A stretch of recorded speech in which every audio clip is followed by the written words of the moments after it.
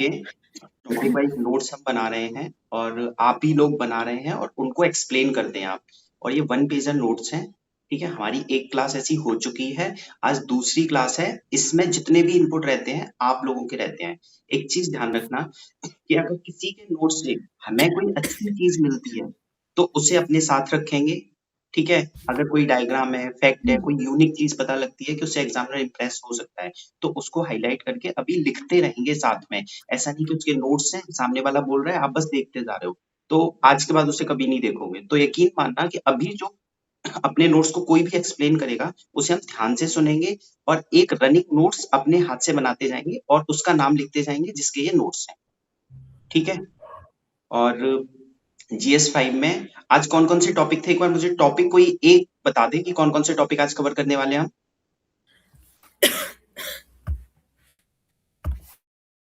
कोई अखिलेश आप बता दो कि कौन-कौन से टॉपिक आज हम कवर करने वाले हैं जीएस 2 में?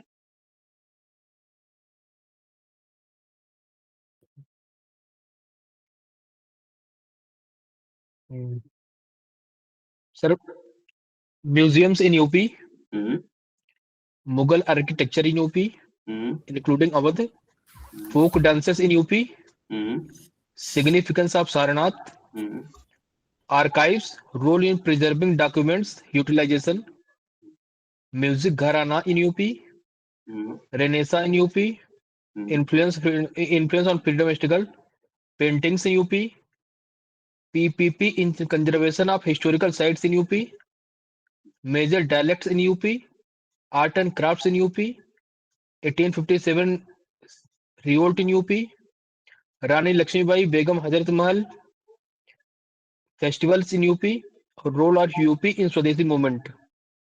अच्छा एक और चीज़, जिसने भी नोट्स बनाने में अगर मुझे लगा कि खाना-पूर्ति की है, उसको अगली बार से इस क्लास का एक्सेस नहीं मिलेगा, ठीक है? तो ये चीज़ ध्यान रखना और जो भी नोट्स को एक्सप्लेन कर रहा है, उसमें एक चीज़ ध्यान रखना कि आप एम्फसाइज़ करोगे कि यार ये चीज़ ना बहुत इम्पोर्टेंट है, इसको याद रखना। किसी एक चीज़ को आप एटलीस्ट एम्फसाइज़ करोगे, ठीक है? और अगर आपने जो नोट्स बनाए हैं, आपने अगर कोई ट्रिक्स बना ली है क्या? जैसे फ़ोक डांस है, मान लो आपने कोई ट्रिक बना ली, ठीक है? तो वो ट्रिक भी आप बता सकते हो, जिससे कुछ चीज़ें याद हो जाएँ। अगर फैक्चुअल क्वेश्चन है, मार्क्स तभी मिलेंगे जब आपने उसमें फैक्ट दिए होंगे, ठीक है? तो चलिए स्टार्ट करते हैं। आख्या, फर्स्ट आप स्टार्ट करोगे? अपना टॉपिक का नाम बोल देना पहले, उसके बाद, ठीक है? मेरा टॉपिक है फोक डांसेस ऑफ उत्तर प्रदेश। ये ट्रेडिशनल कल्चरल मतलब उसमें लिंक्ड होते हैं और जनरेशन टू जनरेशन पास्ड होते हैं ओरली। एंड इससे करंट न्यूज़ है कि उत्तर प्रदेश हर साल संस्कृति उत्सव ऑर्गेनाइज करता है अपने फाउंडेशन डे पे, जिसमें वो अपने आर्ट, म्यूजिक और फोक डांसेस को दिखाता है। देन ताज महोत्सव और लखनऊ महोत्सव में भी इसको दिखाया जाता है। Then Uttar Pradesh international trade show अभी हुआ था, जहाँ पे भी इसको दिखाया गया था। तो इसमें मतलब उन्होंने प्रमोट किया था कि कल्चर को उन्होंने लिंक किया था with tourism and economic activity. Then Mahakumbh 2025 में गवर्नमेंट ने ट्रेंड किया था कुछ स्टूडेंट्स को फोक डांसेस में, जिससे वो यूथ में ये प्रमोट करना चाहते थे। देन हम यूपी का मैप बना देंगे और जहाँ जहाँ होगा फोक डांस मतलब रीजन से रिलेटेड वो दिखा देंगे। देन इनके फीचर्स हैं कि कोई रूल मतलब कोई रिजिड रूल नहीं होता, बहुत सिंपल मूवमेंट होते हैं, कोडिफाइड नहीं है ये, एंड कम्युनिटी बेस्ड है क्योंकि ये वी फीलिंग को प्रमोट करता है। और रीजनल है इन नेचर, ये मतलब लोकल ज्योग्राफी, क्लाइमेट और उनकी लाइफ स्टाइल को रिफ्लेक्ट करता है। और ट्रेडिशन ओरिएंटेड है क्योंकि ओरली पास होता है। और ओकेजन स्पेसिफिक है, मतलब वेडिंग रिलेटेड या हार्वेस्टिंग अलग अलग से रिलेटेड है। और जोग्राफिकली तौर पे हम इसको डिवाइड कर सकते हैं कि वेस्टर्न यूपी में जैसे वी हैव चरकुला डांस, ये कृष्ण जन्माष्टमी के उपलक्ष्य में होता है। और यहाँ पे 108 ऑयल लैम्प्स औरतें होल्ड करती हैं। ये इसका एक इम्पोर्टेंट फीचर्स है। एंड देन वी हैव रसिया, ये मथुरा वृंदावन रीजन में ये भी होता है और ये राधा कृष्ण की लीलाओं पे बेस्ड है, ये मोस्टली होली में परफॉर्म होता है। देन वी हैव रागनी, और ये नैरेटिव फोक डांस है, ये popular among Jat and the rural community. Then in eastern UP we have Kajri dance, जो कि मॉनसून सीजन से रिलेटेड है और ये एक्सप्रेस यहाँ पे एक्सप्रेशन है of separation and longing. Then we have Chaiti और जो भी कहते हैं इसको लिंक विद चैत्र मंथ, जो कि मार्च अप्रैल में परफॉर्म्ड होता है और इट एक्सप्रेस द जॉय, ये स्प्रिंग सीजन से रिलेटेड है और एग्रीकल्चर को मतलब एग्रीकल्चर रिन्यूअल को वो करता है। Then we have the Sohar जो कि चाइल्ड बर्थ के टाइम पे परफॉर्म होता है। And we have Karma dance जो कि सोनभद्र और मिर्जापुर रीजन में है, इट्स अ ट्राइबल डांस और ये नेचर वर्शिप को रिफ्लेक्ट करता है। Then in central UP we have Jhumar dance जो कि वेडिंग टाइम पे परफॉर्म होता है। And then we have Nautanki, it's a theatre dance, यहाँ पे डांस म्यूजिक एंड डायलॉग का ये मिक्सचर है और ये सोशल इश्यूज के थीम्स वगैरह को रिफ्लेक्ट करता है। And then in Awadh we have Ramlila based dances. Then southern UP that is in Bundelkhand we have Alha, that is a martial dance and it celebrate Bundela heroes. Then we have Rai dance जो reflect करता है warrior culture of Bundelkhand. Then northern UP की हम बात करेंगे तो we have Tharu tribal dance जो कि नेचर ओरिएंटेड है and it reflect the their Tharu tribal culture. और यहाँ एक इम्पॉर्टेंट चीज़ है क्योंकि अभी उत्तर प्रदेश गवर्नमेंट ने अपने फॉरेस्ट डिपार्टमेंट के साथ मिलके जो थारू मतलब जो होम स्टे प्रोवाइड किया है टूरिज्म को कि वो थारू के साथ ट्राइब के साथ रह के नेचर का लाइक उन्होंने ऑफर किया है। ये आप मतलब थोड़ा ये सर्च कर लेना क्योंकि मैंने कहीं सर पढ़ा था तो मुझे याद आ गया कि ऐसा कुछ हुआ था। और then we have the challenges कि impact of like entertainment, modern entertainment का काफी इम्पैक्ट पड़ रहा है तो इससे भी फोक कल्चर इफेक्ट हो रहा है। Then lack of economic security. Then we have rural to urban migration which break the community, मतलब ट्रांसमिशन नहीं हो पा रहा है क्योंकि वो ओरली ट्रांसमिटेड है तो माइग्रेशन की वजह से वो भी हर्डल आ रही है। Then we have intergenerational gap क्योंकि यूथ जो है वो इंटरेस्टेड नहीं है इसमें। और देन वी कैन कंक्लूड कि UP need folk dances of Uttar Pradesh need both roots and wings. Root क्योंकि ताकि वो ग्राउंडेड रह सके in community tradition and wings ताकि वो उनका वाइडर रीच हो सके। एक बार जल्दी से रिवाइज करो और जो भी बोलेगा ना एक बार जल्दी से रिवाइज करना है और दूसरा कि अभी जो भी बोलेगा वो थोड़ा आराम से बोलेगा क्योंकि देखो आपके नोट्स हैं, आपको तो पता है आपने किस जगह पे क्या चीज लिखी है ना? तो बोलने के बाद थोड़ा सा ब्रेक 1-2 सेकंड का पॉज लेके जिससे क्या ना मतलब सामने वाले को समझ में आए। अदरवाइज क्या होगा अभी लोगों को ऐसा लगने का ये तो टाइम वेस्ट हो रहा है ना? तो कोशिश करो कि आप जो भी बोलो इंटरलाइज हो।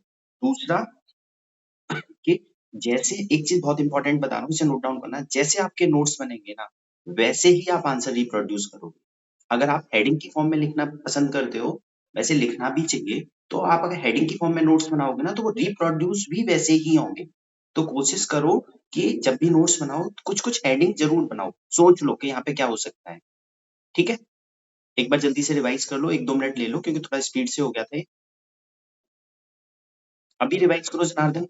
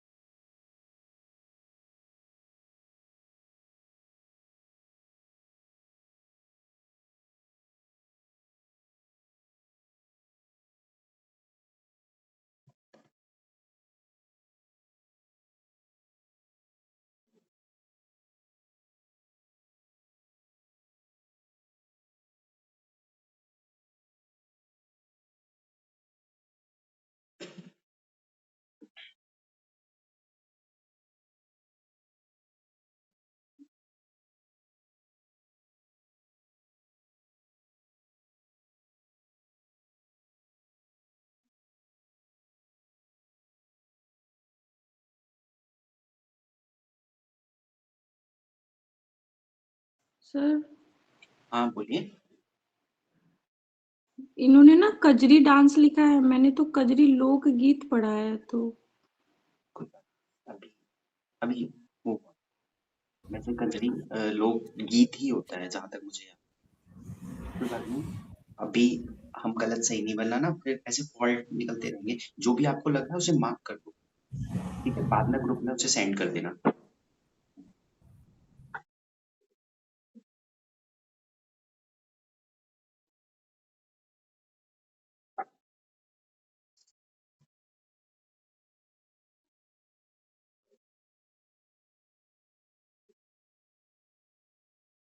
ओके, यूपी फाउंडेशन डे कब मनाते हैं?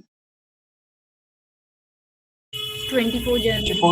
24 जनवरी। हाँ 24 जनवरी लिख लेना। ये कई बार छोटा सा फैक्ट है, कहीं यूज होगा तो यूज करना है इसे। ठीक है, हो गया डिवाइड सबका?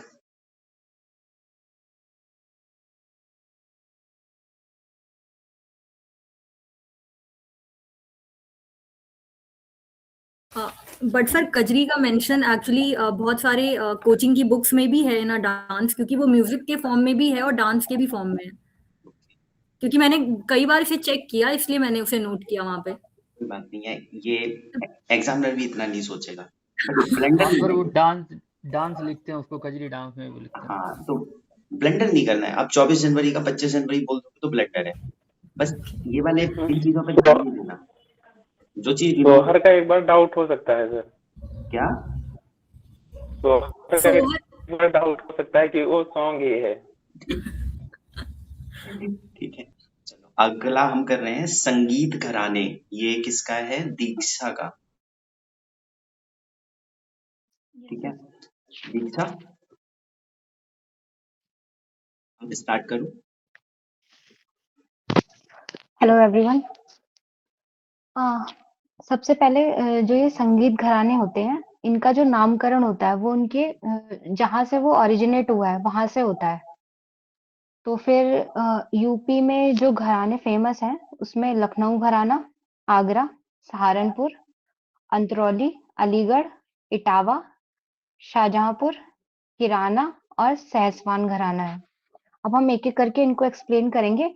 इसमें जो इम्पोर्टेंट घराने हैं उनके बारे में मैंने करंट की कुछ न्यूज़ भी आप लोग को शेयर करी है, और बाकी जो थोड़ा-सा अनइम्पोर्टेंट है उनके बारे में बस उनके फैक्ट्स और मतलब क्या है ये वो शेयर करा है मैंने। सबसे पहले हम आ जाएँगे लखनऊ घराने में। सबसे पहले हम इम्पोर्टेंट घरानों की ही बात करेंगे। लखनऊ घराना, इसे पूरब घराना भी बोलते हैं। आप लोगों ने वाजिद अली शाह का नाम भी सुना होगा, और ये इनके संरक्षण में बहुत ज़्यादा विकसित हुआ था। और ये जो लखनऊ घराना है, ये बेसिकली ख्याल और ध्रुपद का मिक्सचर होता है। और वाजिद अली शाह जो थे, इन्होंने अपनी ठुमरी को अख्तर प्रिया नाम से बंदिशें इनकी तैयार करी थी। ये हम यूपी स्पेशल में भी पढ़ते हैं। और इनके साथ ही एक बिंदा दीन भी थे, वो भी एक तरह के कथक डांसर थे। उन्होंने जो अपनी ठुमरी लिखी थी वो सनत प्रिया नाम से लिखी थी। ये भी यूपी स्पेशल के हम लोग प्रीलिम्स के लिए इम्पोर्टेंट है। तो मैंने सर इसमें प्रीलिम्स के थोड़े-थोड़े फैक्ट्स भी ऐड कर दिए हैं साथ में। और लखनऊ घराना के जो संस्थापक हैं वो ठाकुर प्रसाद महाराज जी हैं। अब और बहुत फेमस डांसर हैं जिनका नाम हम सभी को पता है, बिरजू महाराज जी, वो भी इसी घराने से रिलेट करते हैं। और शंभू जी, बेगम अख्तर, इनको मल्लिका-ए गज़ल के नाम से जाना जाता है। वो भी इसमें मेंशन है। इसमें आप लोग एक चीज़ ठीक कर लीजिएगा, मैंने गलती से रहस्य नृत्य को ना एरो बिरजू महाराज पे लगा दिया है गलती से। वो वाजिद अली शाह हैं, वो एक रहस्य नृत्य करते थे जिसमें वो कृष्ण की भूमिका निभाते थे। ये भी प्रीलिम्स फैक्ट है। और उसके बाद इसमें करंट की एक न्यूज़ जिसमें कुमुदनी लखैया जी हैं, इनका निधन हो गया है। ये लखनऊ घराने से ही थी और ये कथक डांसर थी, और इनको अभी 2025 में ही मरणोपरांत पद्म विभूषण मिला है। लेकिन हम ये एक चीज़ इम्पोर्टेंट नोट करेंगे कि ये उत्तर प्रदेश की नहीं थी, ये गुजरात की थी, तो प्रीलिम्स में हमें कन्फ्यूज़ कर सकते हैं। और इनको पद्म विभूषण जो था 2025 में ही मिला था, वो भी मरणोपरांत। अब हमारा सेकंड है आगरा घराना।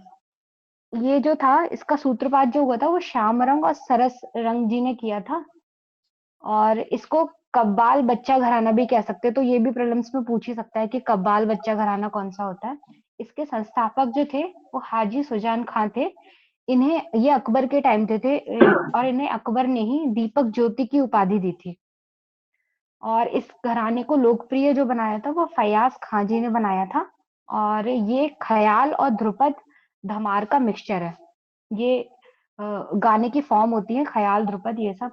और इसके जो इम्पोर्टेंट संगीतकार हैं वो हैं मुबारक अली खां, सादिक अली खां और विलायत हुसैन सितार वादक। ये जो विलायत हुसैन नाम है सितार वादक, ये इम्पोर्टेंट है। अब किराना घराना, किराना बेसिकली मुजफ्फरनगर की एक जगह है, और इसके जो संस्थापक हैं वो अब्दुल करीम खान है और वाहिद खान है। इसके जो संगीतज्ञ हैं वो काले खां, गंगूबाई हंगल और भीमसेन जोशी हैं। प्रभा अत्रे का 2024 में ही निधन हुआ है, ये भी हम लोगों ने करंट अफेयर्स में पढ़ा था। और इसमें जो गंगूबाई हंगल हैं, अ, ये भी काफी ज्यादा न्यूज में रही थी क्योंकि इनका एक हाउस था गंगोत्री धारवाड़ में, कर्नाटक में। तो उसका काफी मतलब renovation type government, Karnataka government पे प्रेशर डाला गया था कि इसको रिनोवेट काफी करें। और सर इसके बाद हमारा आ जाता है बनारस घराना, ये भी काफी ज्यादा इम्पोर्टेंट है। इसके जो संस्थापक हैं ये जानकी प्रसाद है, और इसको जो आश्रय मिला था वो जो काशी राजा जितने भी हुए थे उनके द्वारा मिला हुआ था। और इसमें मैंने अलग अलग मतलब जो हमारे वाद्य यंत्र हैं उनमें कौन से संगीतज्ञ फेमस रहे थे मैंने वो भी मेंशन करा है। उससे पहले हम ये देखेंगे कि इसमें बनारस का जो ख्याल होता है, इसमें बनारस ठुमरी और ठुमरी जो है गया की, उसका दोनों का मिक्सचर है। तो मैंने इसको वेन डायग्राम के थ्रू दिखा दिया है। और इसमें मैंने बनारस घराने में ये भी दिखाया है कि गायन वादन नृत्य तीनों का मिक्सचर है, तो इसको भी वेन डायग्राम के थ्रू दिखाया है मैंने। अब हम पढ़ेंगे ठुमरी में जो फेमस है वो गिरिजा देवी और सिद्धेश्वरी देवी है।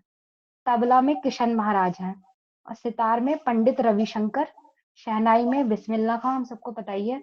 ध्रुपद धमार में राजन साजन मित्र।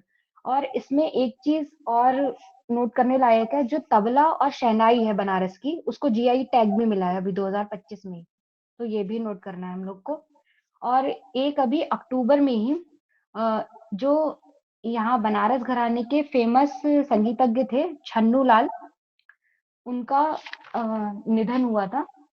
और इनको जो पद्म विभूषण मिला था वो 2020 में मिला था, ये भी हम याद रखेंगे। और इनके बारे में इम्पोर्टेंट चीज है, ये आजमगढ़ के रहने वाले थे, तो हम ये भी याद रखेंगे। अब नेक्स्ट, अब जितने भी 3-4 घराने हैं उसमें सर मैंने बस संस्थापक और संगीतज्ञ के नाम नोट करें क्योंकि वो इतना ज्यादा इम्पोर्टेंट नहीं है। सबसे पहला आता है हमारा अंतरौली घराना। अंतरौली जो है अलीगढ़ का है, तो आ दोनों में सेम है, तो वैसे करके याद कर सकते हैं हम लोग। इसके जो संस्थापक हैं वो काले खां और चांद खां है। ये भी हमारा ख्याल और ध्रुपद गायन का मिक्सचर होता है। इसके जो इम्पोर्टेंट संगीतज्ञ हैं वो है हमारे छज्जू खां। आप लोग एक चीज ध्यान रखिएगा कि जो हमने बनारस घराने में जो यूज किया था वो छन्नू लाल थे, ना था उनके नाम में, क्योंकि मुझे बहुत कंफ्यूजन हुआ था, कहीं में छज्जू आ रहा था कहीं पे चन्नू आ रहा था, तो मैंने इसको मेंशन कर दिया, छज्जू खां है। और एक और लेडीज है जिनका नाम है पद्मावती रत्नाकर। नेक्स्ट है हमारा इटावा घराना, इसको गौरीपुर घराने के नाम से भी जाना जाता है, तो हम जो सेकंड सेकंड नेम है वो भी याद रख सकते हैं क्योंकि प्रीलिम्स में क्या पता हमें कंफ्यूज कर दे। तो और ये बेसिकली सितार वादन के लिए बहुत ज्यादा फेमस था। और इसमें हमारे इम्पोर्टेंट हैं उस्ताद विलायत खां, इनका नाम भी बहुत फेमस है। और ये इसलिए जाने जाते हैं क्योंकि ये बिस्मिल्लाह खां के साथ ही जुगलबंदी करते थे। और नेक्स्ट है हमारा ध्रुवतारा जोशी, ये भी संगीतज्ञ है। अब अलीगढ़ घराने की बात करते हैं, ये भी हमारा खुर्जा में है। और नेक्स्ट है जो इसके जो संगीतज्ञ हैं वो हमारे जोधे खां और गफूर बख्श, ये सितार वादक हैं।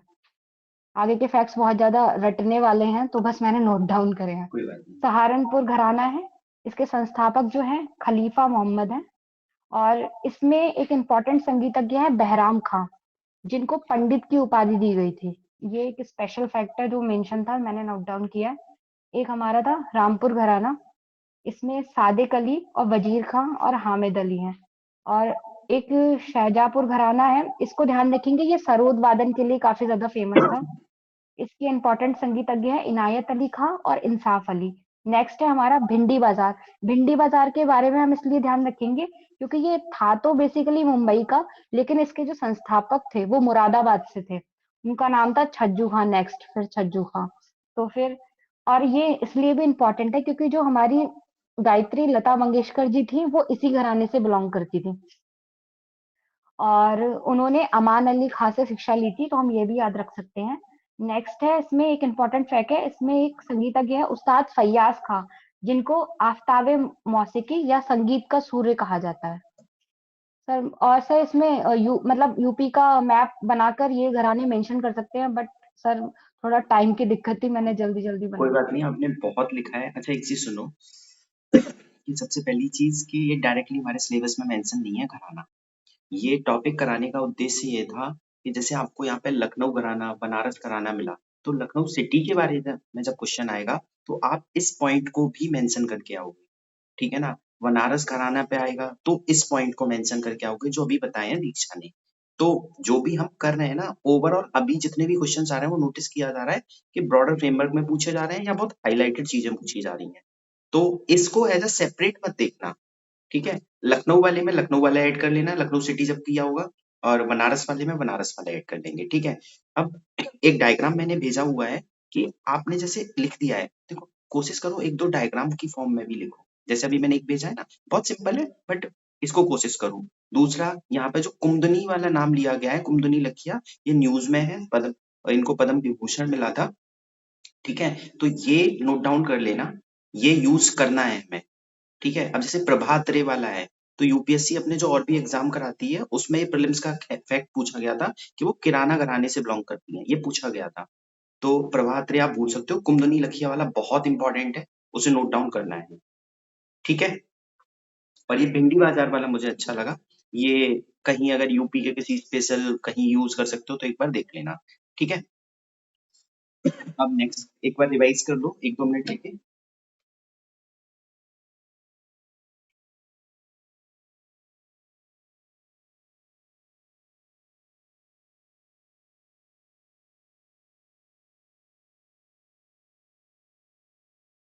धनंजय, कौन सा वाला आपका सेंड करना है?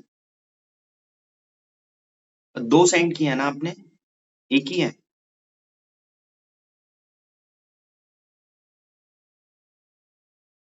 म्यूट कर, अनम्यूट कर लो लेटेस्ट वाला, ठीक है?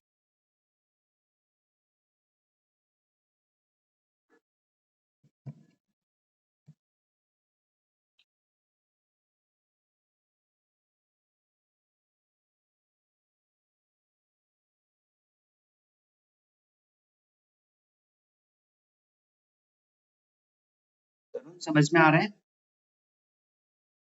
ठीक है, मतलब जो जो भी नोट डाउन करते रहे ना कुछ कुछ रनिंग नोट्स में, बाद में उसको प्रिंट आउट निकाल के अपने हाथ से लिख लेना, ये सारी चीजें।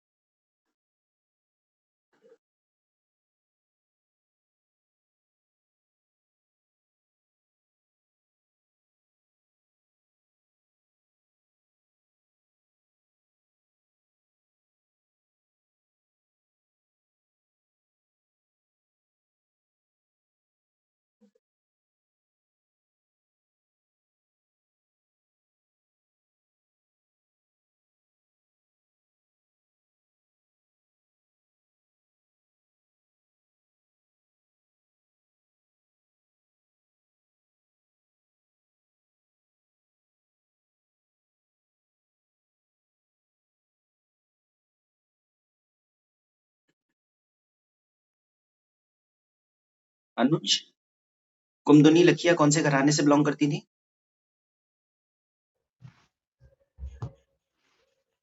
सर कुमुदी लखिया लखनऊ घराने से, गुजरात से थी वो। ठीक है, पढ़ रहे हो, नाइस।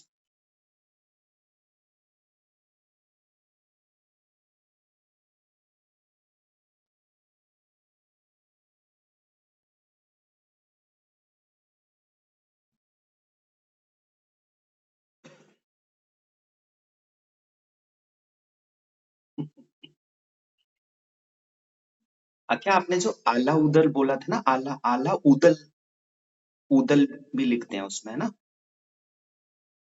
और ये मेंशन करना ही करना है, जब भी आएगा इस मार्शल डांस को मेंशन करना ही करना है।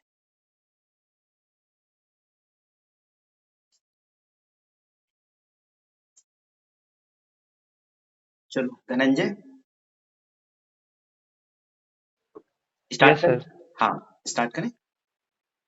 मेरा टॉपिक है Renaissance in UP and its influence on freedom struggle. तो ये हाईली स्टैटिक टॉपिक है।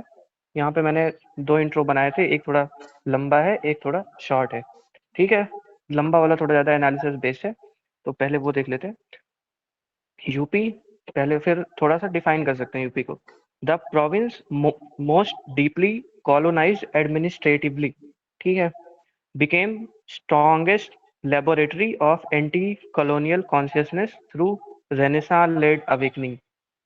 पहले यूपी को डिफाइन कर दिया, फिर यूपी को as a laboratory of anti colonial consciousness बता दिया। यही 2 कीवर्ड है इसमें, ठीक है। या फिर एक सिंपल बनाया है जो जल्दी याद हो सकता है। फिर यूपी को इसमें डिफाइन करेंगे दूसरे वाले में, यूपी द 1857 हार्टलैंड, ठीक है, ये रेवोल्यूशन का हार्टलैंड था। एक ये फैक्ट आ गया। फिर दूसरा है became cradle of Indian Renaissance, दूसरा ये हो गया। कन्वर्टिंग, अब यहाँ पे रेनेसा की बात हो रही थी तो कल्चरल रिफॉर्म से कनेक्ट कर देंगे।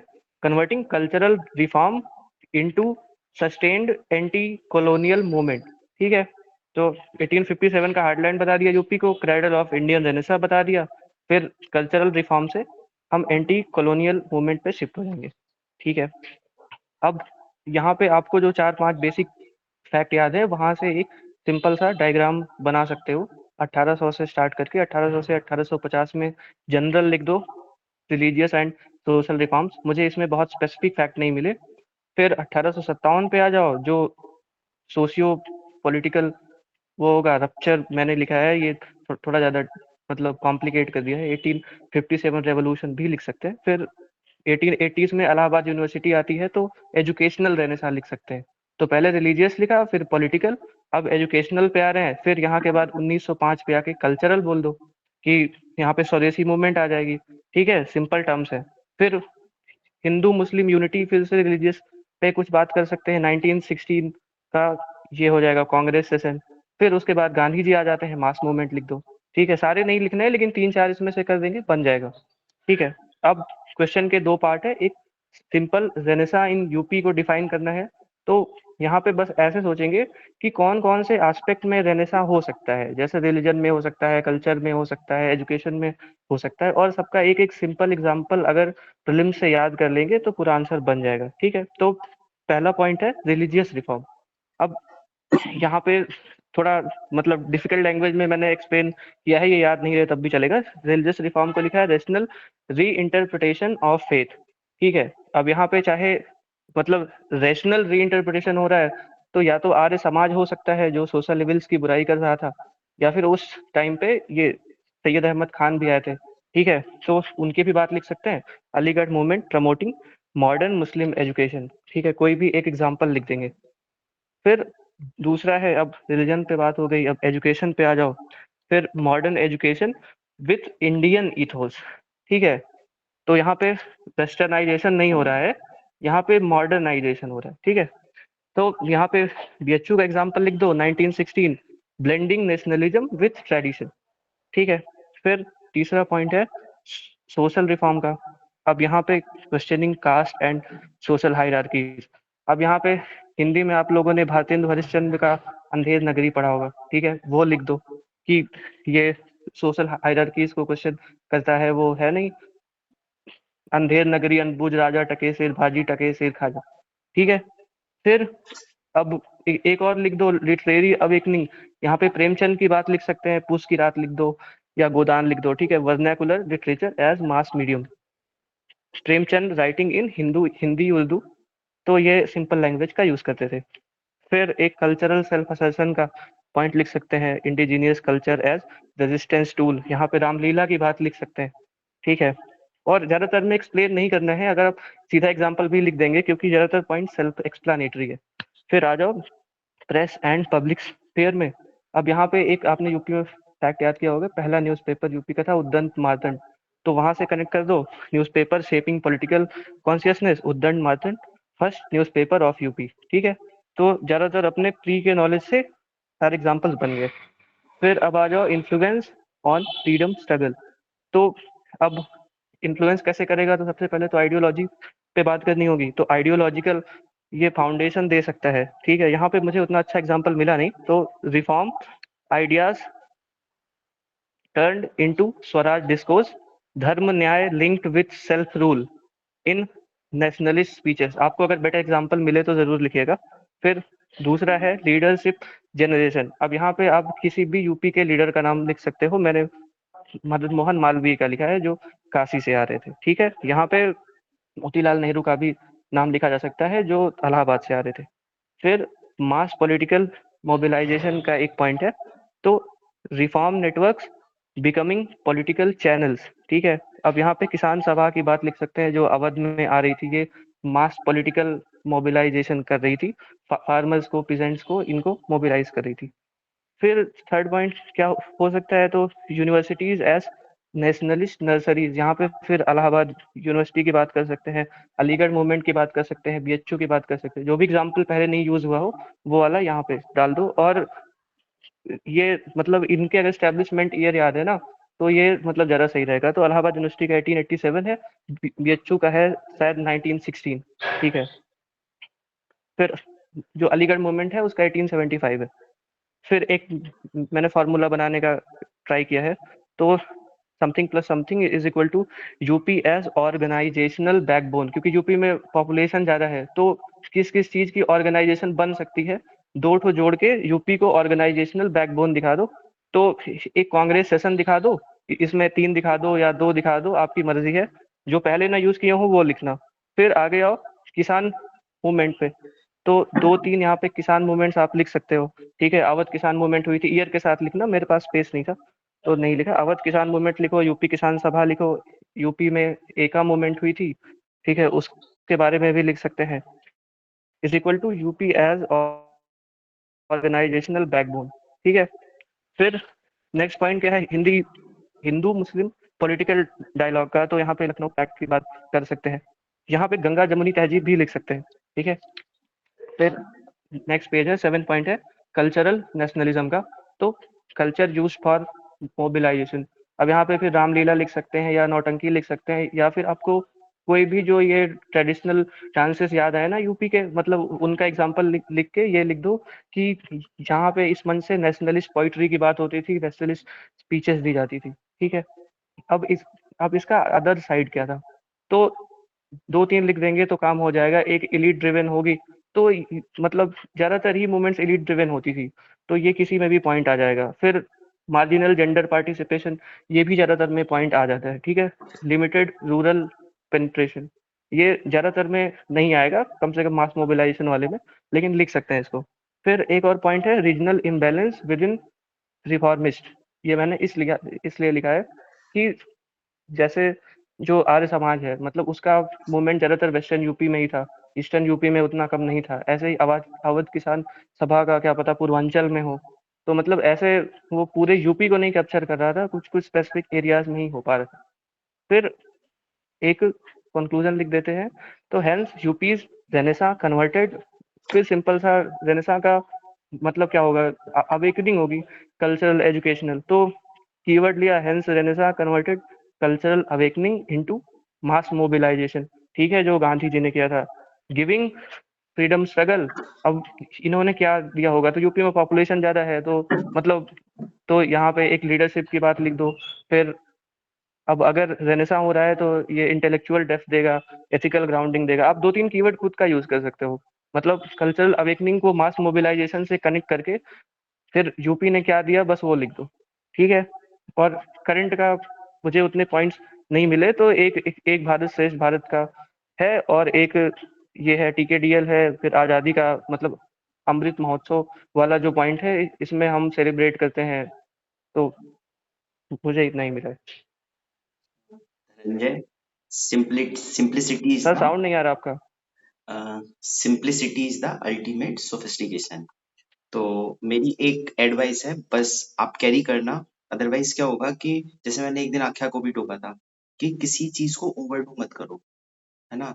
कि आपकी बहुत अच्छे नोट्स हैं, बहुत अच्छे, मतलब अगर किसी को दिखा दोगे ना ये नोट्स तो वो खुश हो जाएगा कि यार ऐसे ही नोट्स रिप्रोड्यूस करके आ जाऊंगा, फर्स्ट रैंक आ जाएगी, है ना। तो हमें एक चीज ध्यान रखनी है कि हमें ऐसी लैंग्वेज लिखनी है जो नॉर्मल पार्लेंस में यूज होती है। एक दिन मैंने आपको ब्यूरो मतलब पीआईबी की एक कुछ न्यूज लिखने भेजी थी, है ना।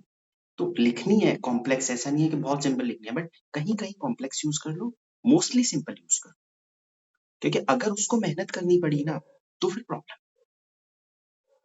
ठीक है, दूसरा एक कोट लिख लो यहाँ पे, मुझे याद आ गया था।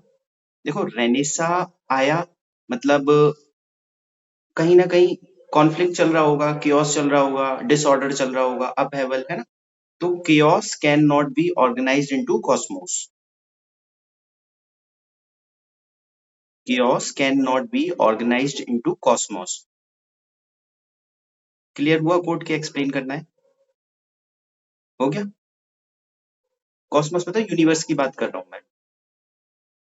यूनिवर्स में तो कुछ होता ही नहीं है, डिस्टरबेंस ही नहीं है, लोग ही नहीं है। तो रेनेसा वहीं तो आएगा ना जहां लोग रह रहे होंगे, बातचीत करेंगे, डिबेट करेंगे, डिस्कशंस करेंगे, न्यू आइडियाज निकल के आएंगे, है ना। तो ये कोड कई बार कहीं यूज हो जाए तो कर लेना, chaos can not be organise into cosmos. अब जाके सिक्किम में मुट्ठी भर पॉपुलेशन है। हाँ अनिकेश बोलिए। सर ये जो कोट है ये पॉजिटिव चीज को शो करे या फिर इसकी जो अदर साइड है नेगेटिव उसको रिप्रेजेंट कर रहा है? जैसे भी आप लिखना चाहो, बट मुझे लगता है कि पॉजिटिव साइड में ही शो कर सकते हो। रेनिसा आया ही क्यों, है ना। अगर मान लो चाइना में, मतलब जैसे अगर मैं कहूँ कि सिक्किम में मुट्ठी भर पॉपुलेशन है, तो वहां रहने से आने के चांसेस रहेंगे कि यूपी में आने के चांसेस रहेंगे, जहाँ पे डायलेक्टिकल व्यूज होंगे, है ना। तो इस कोड को आप कहीं भी ठीक एज अ पंचलाइन यूज कर सकते हो। अच्छा, है फर्स्ट थैंक यू। न्यूज़पेपर याद रखेंगे जो अभी धनंजय ने बताया, ठीक है। क्या नाम है उसका निकेश? किसका सर? उदंड मार्तंड। ठीक है। और एक गंगा जमुना तहजीब, ये वर्ड हमारे पूरे आंसर में आना चाहिए कहीं ना कहीं, ठीक है। एक बार रिवाइज कर लो। सर मेरे जो एक्सप्लेनेशन है मैं उनको सिंपल करूं? हाँ मतलब मतलब देखो, जैसे मैं बताऊँ सिंपल कैसे होंगे, आप बातचीत करो अपने आप से। अच्छा रहने से आया तो रिफॉर्म हुआ, रिफॉर्म से क्या हुआ, लोगों की सोच बदली। जब आप ऐसे बोलोगे ना तो उसी के अकॉर्डिंग सेंटेंस फ्रेम होने लगेंगे, ठीक है। ऐसे ही ऐसे में होता है, वो ऐसे में मैं बताऊंगा। बट जब आपको लगे ना आप कॉम्प्लेक्सिटी की तरफ भाग रहे हो, तब आप ना बहुत शुद्ध भाषा में बात करना शुरू कर दो अपने आप से, आपकी सिंप्लिसिटी बाहर निकल के आ जाएगी। क्योंकि देखो रियल टाइम में प्रोड्यूस करना बहुत मुश्किल होता है, फिर प्रोड्यूस नहीं होगा तो आपका कॉन्फिडेंस डाउन होने लगेगा, ठीक है।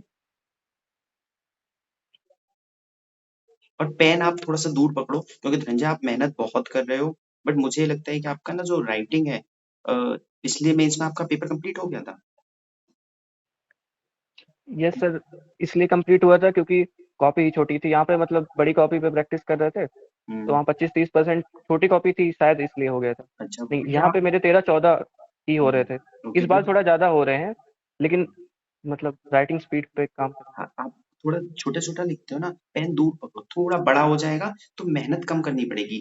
क्योंकि आप देखो आपके सामने अभी 14-15 लोग हैं, आप किसी से भी एक से पूछ सकते हो क्या मेरी राइटिंग पढ़ने में प्रॉब्लम हो रही, मेहनत लग रही थी।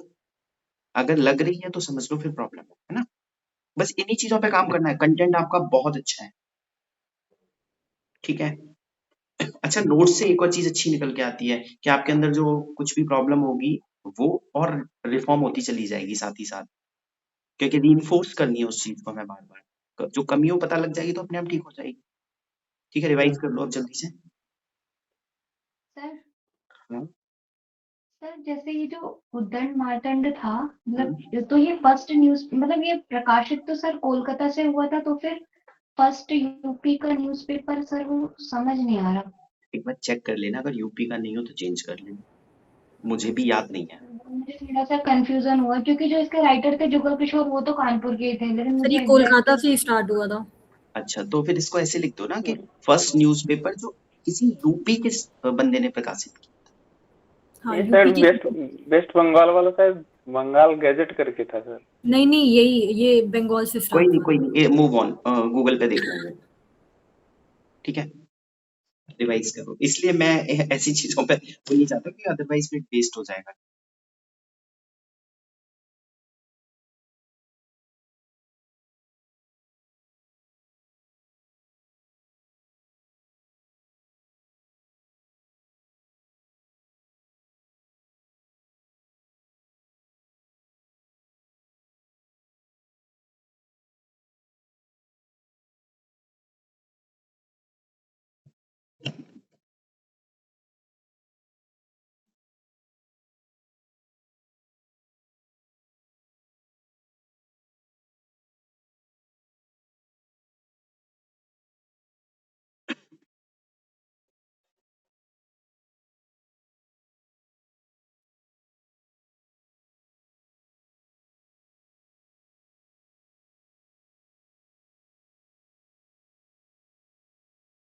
स्टार्ट करें?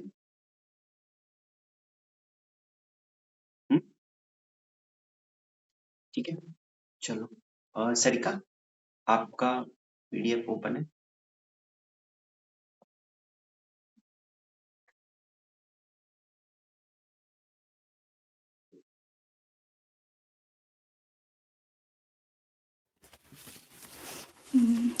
हेलो एवरीवन, आवाज़ आ रही है? आ रही है। ओके, मेरा टॉपिक है 1857 रिवॉल्ट इन उत्तर प्रदेश। मैंने इसमें इंट्रोडक्शन दिया है। Uttar Pradesh was epicentre of revolt of 1857 both military and politically.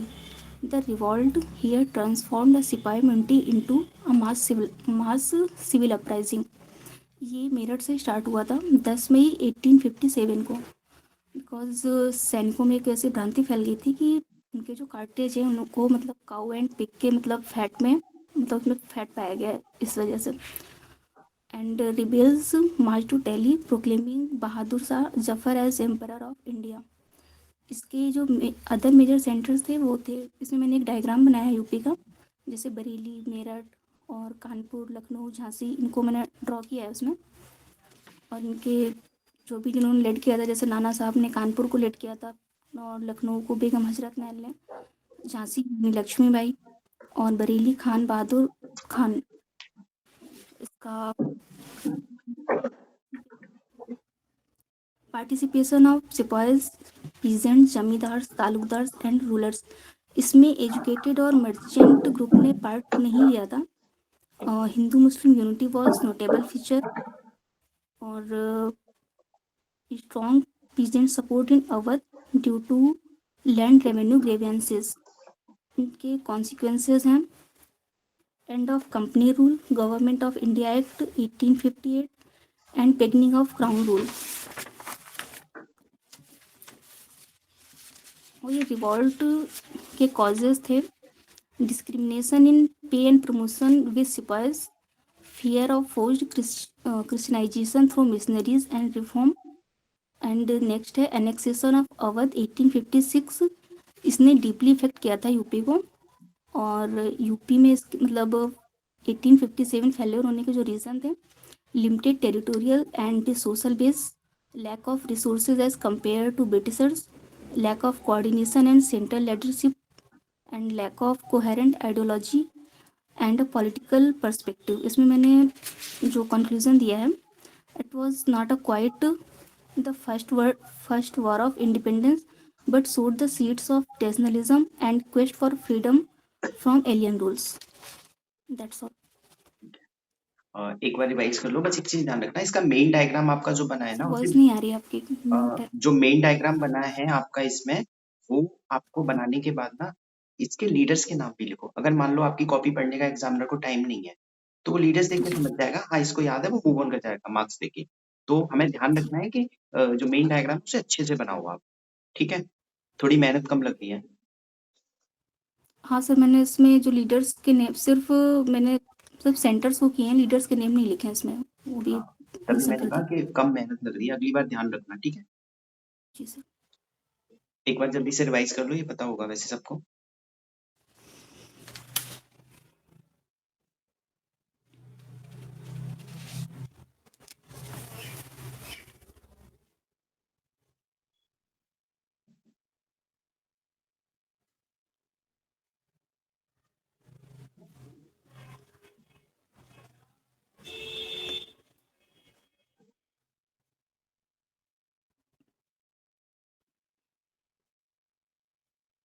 Bhavna, next time PDF बना के भेजना।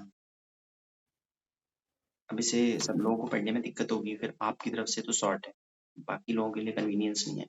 तो कोई भी जिंदगी में वैसे भी काम करना है तो दूसरों का भी ध्यान रख लेना है ना? दूसरों के लिए ही तो काम करना है वहां जाके, अपने लिए तो सभी करते हैं।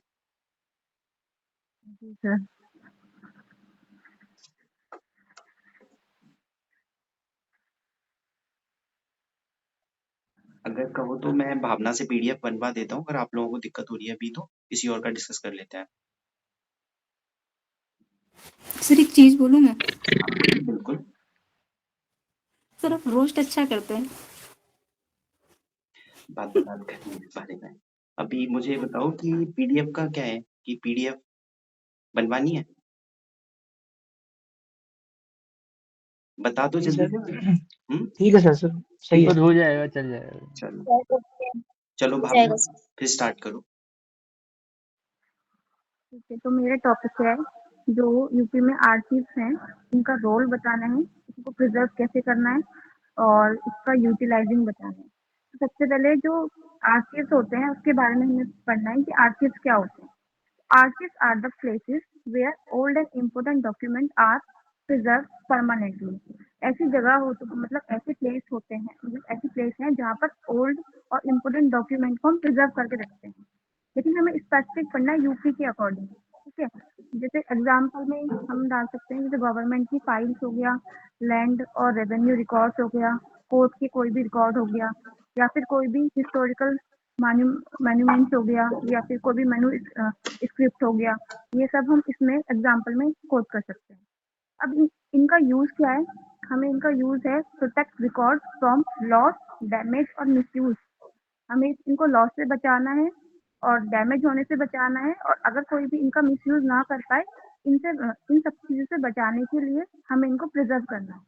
अब इनका रोल क्या है? तो पहला पॉइंट है प्रिजर्वेशन ऑफ द डॉक्यूमेंट। सबसे पहले हमें इनको प्रिजर्वेशन क्यों करना है? क्योंकि इनका फिजिकल डैमेज से बचाने के लिए, जिससे फायर ना मतलब जले ना, ये वाटर से खराब ना हो और कोई भी इंसेक्ट इनको खराब ना करे। जैसे इसका एग्जाम्पल हम इसमें लिख सकते हैं कि जो हमारी गवर्नमेंट है वो ओल्ड पेपर रिकॉर्ड्स को ट्रांसफॉर्म करके डिजिटल फॉर्म में इनको रिकॉर्ड कर रहा है। जैसे कि हम इसमें एग्जाम्पल डाल सकते हैं ज्ञान भारतम मिशन का, जिसमें हमने मनु स्क्रिप्ट को क्या किया है, प्रिजर्व किया है। सेकेंड नंबर का पॉइंट है एडमिनिस्ट्रेटिव यूज।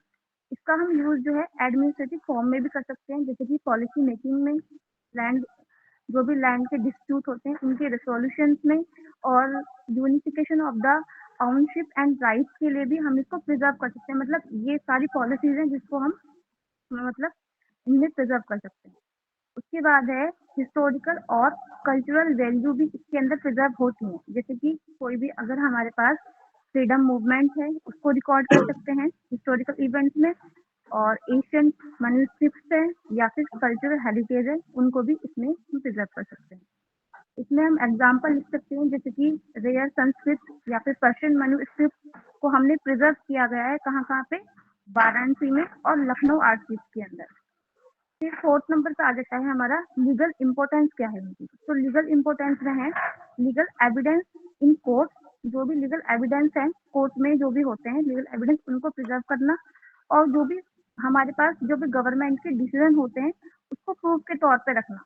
जिससे क्या होगी, ट्रांसपेरेंसी बढ़ेगी, तो क्या आएगा, अकाउंटेबिलिटी बढ़ेगी, और जिससे कम क्या हो जाएगा, कम हमारा हो जाएगा करप्शन। ठीक है। उसके बाद 5 नंबर का पॉइंट है पब्लिक एक्सेस के लिए और रिसर्च के लिए। अब रिसर्च के लिए तो रिसर्चर यूज करेंगे, इसको देखने के लिए जाएंगे, और फिर जो हमारे स्टूडेंट हैं वो भी अवेयर होंगे इस चीज से, और जितने भी हमारे हिस्टोरिकल हैं वो भी देखने जाएंगे।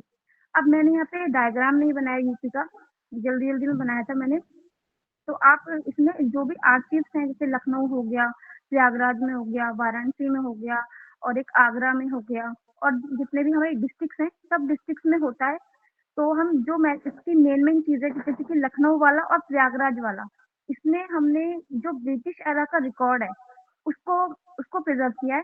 वाराणसी में हमने जो रिलीजियस और जो कल्चरल टेक्सट्स हैं उसको प्रिजर्व किया है, और जो हमारा रिलीजन वाला आर्chiव है आगरा वाला, उसमें हमने स्टोर किया है मुगल पीरियड वाले रिकॉर्ड्स को।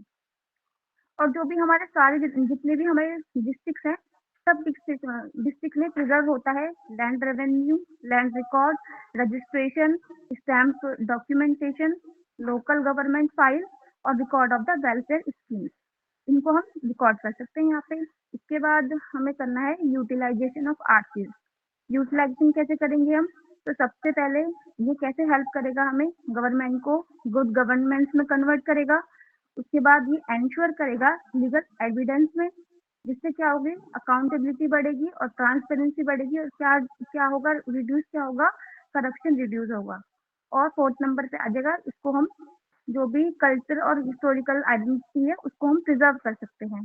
इसके बाद मैंने लास्ट में ये लिख दिया है कि आर्चिव जो है वो एक्टिवली सपोर्ट करता है हमें गवर्नेंस में, जस्टिस में और कल्चर और डिजिटल ट्रांसफॉर्मेशन में। इसके बाद सर मैंने इसमें लास्ट में पॉजिटिव नेगेटिव जो आपने कल बोला था ना कि मतलब यूपी के अकॉर्डिंग लिखना है, तो उसके कुछ एग्जाम्पल्स लिखे थे मैंने नीचे। वो भी पढ़ना है। हाँ बिल्कुल पढ़ना है। बाकी किसी को समझ में आएगा? आप बताओ। सर आपकी वॉइस नहीं आ रही है। मैं कह रहा बाकी किसी को समझ में आ जाए तो नहीं पढ़ लेते हैं। आपने बहुत जल्दी में नोट्स बनाए हैं ये। हाँ सर मैं सुबह से पढ़ रही थी, मैंने जस्ट अभी शाम को ही बनाए नोट। हाँ एक बार जल्दी से पढ़ लो उसे भी। पॉजिटिव कुछ एग्जाम्पल्स हैं यूपी के, जैसे कि अभी एक बच्चा है अजय राज, वो आगरा का है। उसको अभी मिला है नेशनल ब्रेवरी अवार्ड। क्यों मिला है? क्योंकि उसने अपने फादर को बचाया है क्रोकोडाइल से। ठीक है, तो ये हमें दिखाता है इसके करेज को और इसका जो सेल्फ सेक्रीफाइस है उसको दिखाता है। सेकंड नंबर पे जो रिंकू राही सर हैं, आईएएस सर हैं, उन्होंने फाइट किया है करप्शन के लिए, तो उनको हम लिंक कर सकते हैं इंटीग्रिटी से और ब्रेवरी से। और थर्ड नंबर पे है लक्ष्मी सिंह, जो यूपी की फर्स्ट वुमेन है पुलिस कमिश्नर, जो वो नोएडा की हैं। वो क्या रिप्रेजेंट करती हैं? वो ये रिप्रेजेंट करती हैं जेंडर इक्वलिटी को और जो भी फेयरनेस और लीडरशिप है उसको इसको एक्सप्रेस करती है। उसके बाद फोर्थ एग्जाम्पल है सुनील कुमार का, जो इटावा के हैं। उन्होंने एक्सपोज किया है करप्शन को, इसको हम लिख सकते हैं। उसके बाद योगी जी को अवार्ड मिला है, नेशनल अवार्ड। किसके लिए मिला है? क्योंकि उन्होंने अच्छा काम किया है implementation of Ayushman Bharat health scheme. Sir हो गया। Very good, nice. आपने मतलब कुछ अलग कर रहे हो, मतलब आपका 100% सिलेक्शन होने के चांस हैं। जब आपका मन करता है ना कुछ तो एक्स्ट्रा कर लें, कुछ तो एक्स्ट्रा कर लें, कहते हैं कि रूल ऑफ वन मोर। मतलब जब पढ़ने का मन नहीं कर रहा हो तो चलो यार एक टॉपिक और पढ़ लेते हैं, फिर उठेंगे। तो जो एनर्जी आपका ब्रेक होता है ना उसके बाद, वो आपको बिल्कुल सक्सेस की तरफ ले जाता है। तो जितना टास्क दिया जाए उसे थोड़ा सा एक्स्ट्रा कर लो। आप ही लोगों की मेहनत है, आप ही लोगों के काम में आएगी। ठीक है, एक बार इसे रिवाइज कर लो। अच्छा है, good, nice. Thank you sir.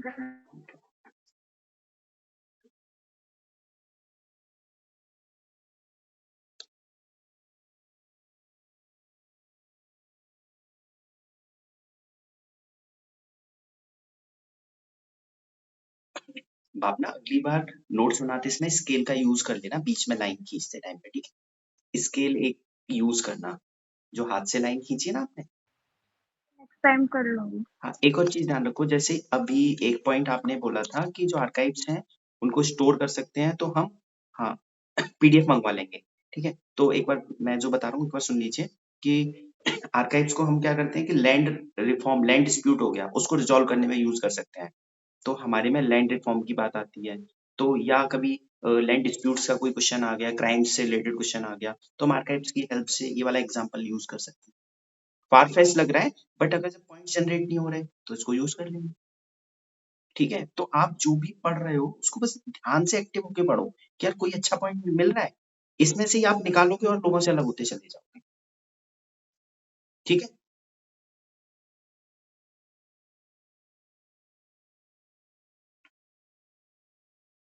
PDF बना के सेंड कर देना, ठीक है, ग्रुप पर ही।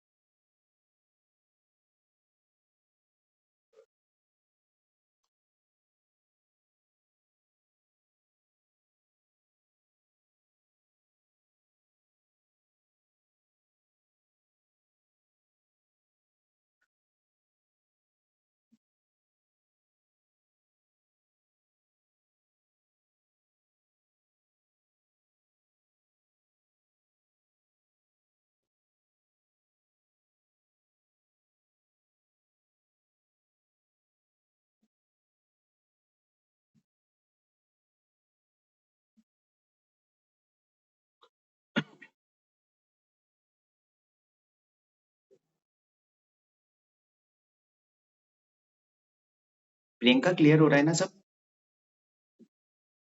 प्रियंका क्लियर हो रहा है सब? हाँ, हाँ, मतलब जो भी मैं अभी आई हूँ बस। आपने नोट्स बनाए हैं? मैंने सब भेजा तो था आपको। अच्छा ठीक है, अभी मैं देख लेता हूँ। ठीक है।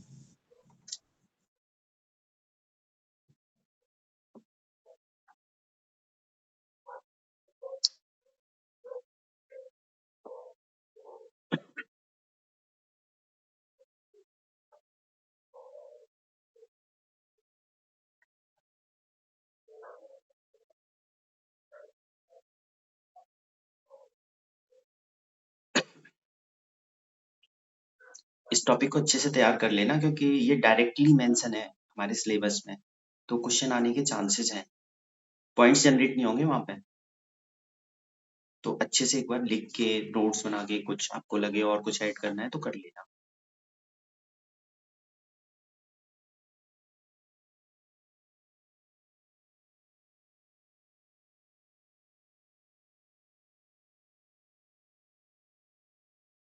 अनिकेश स्टार्ट करो आप।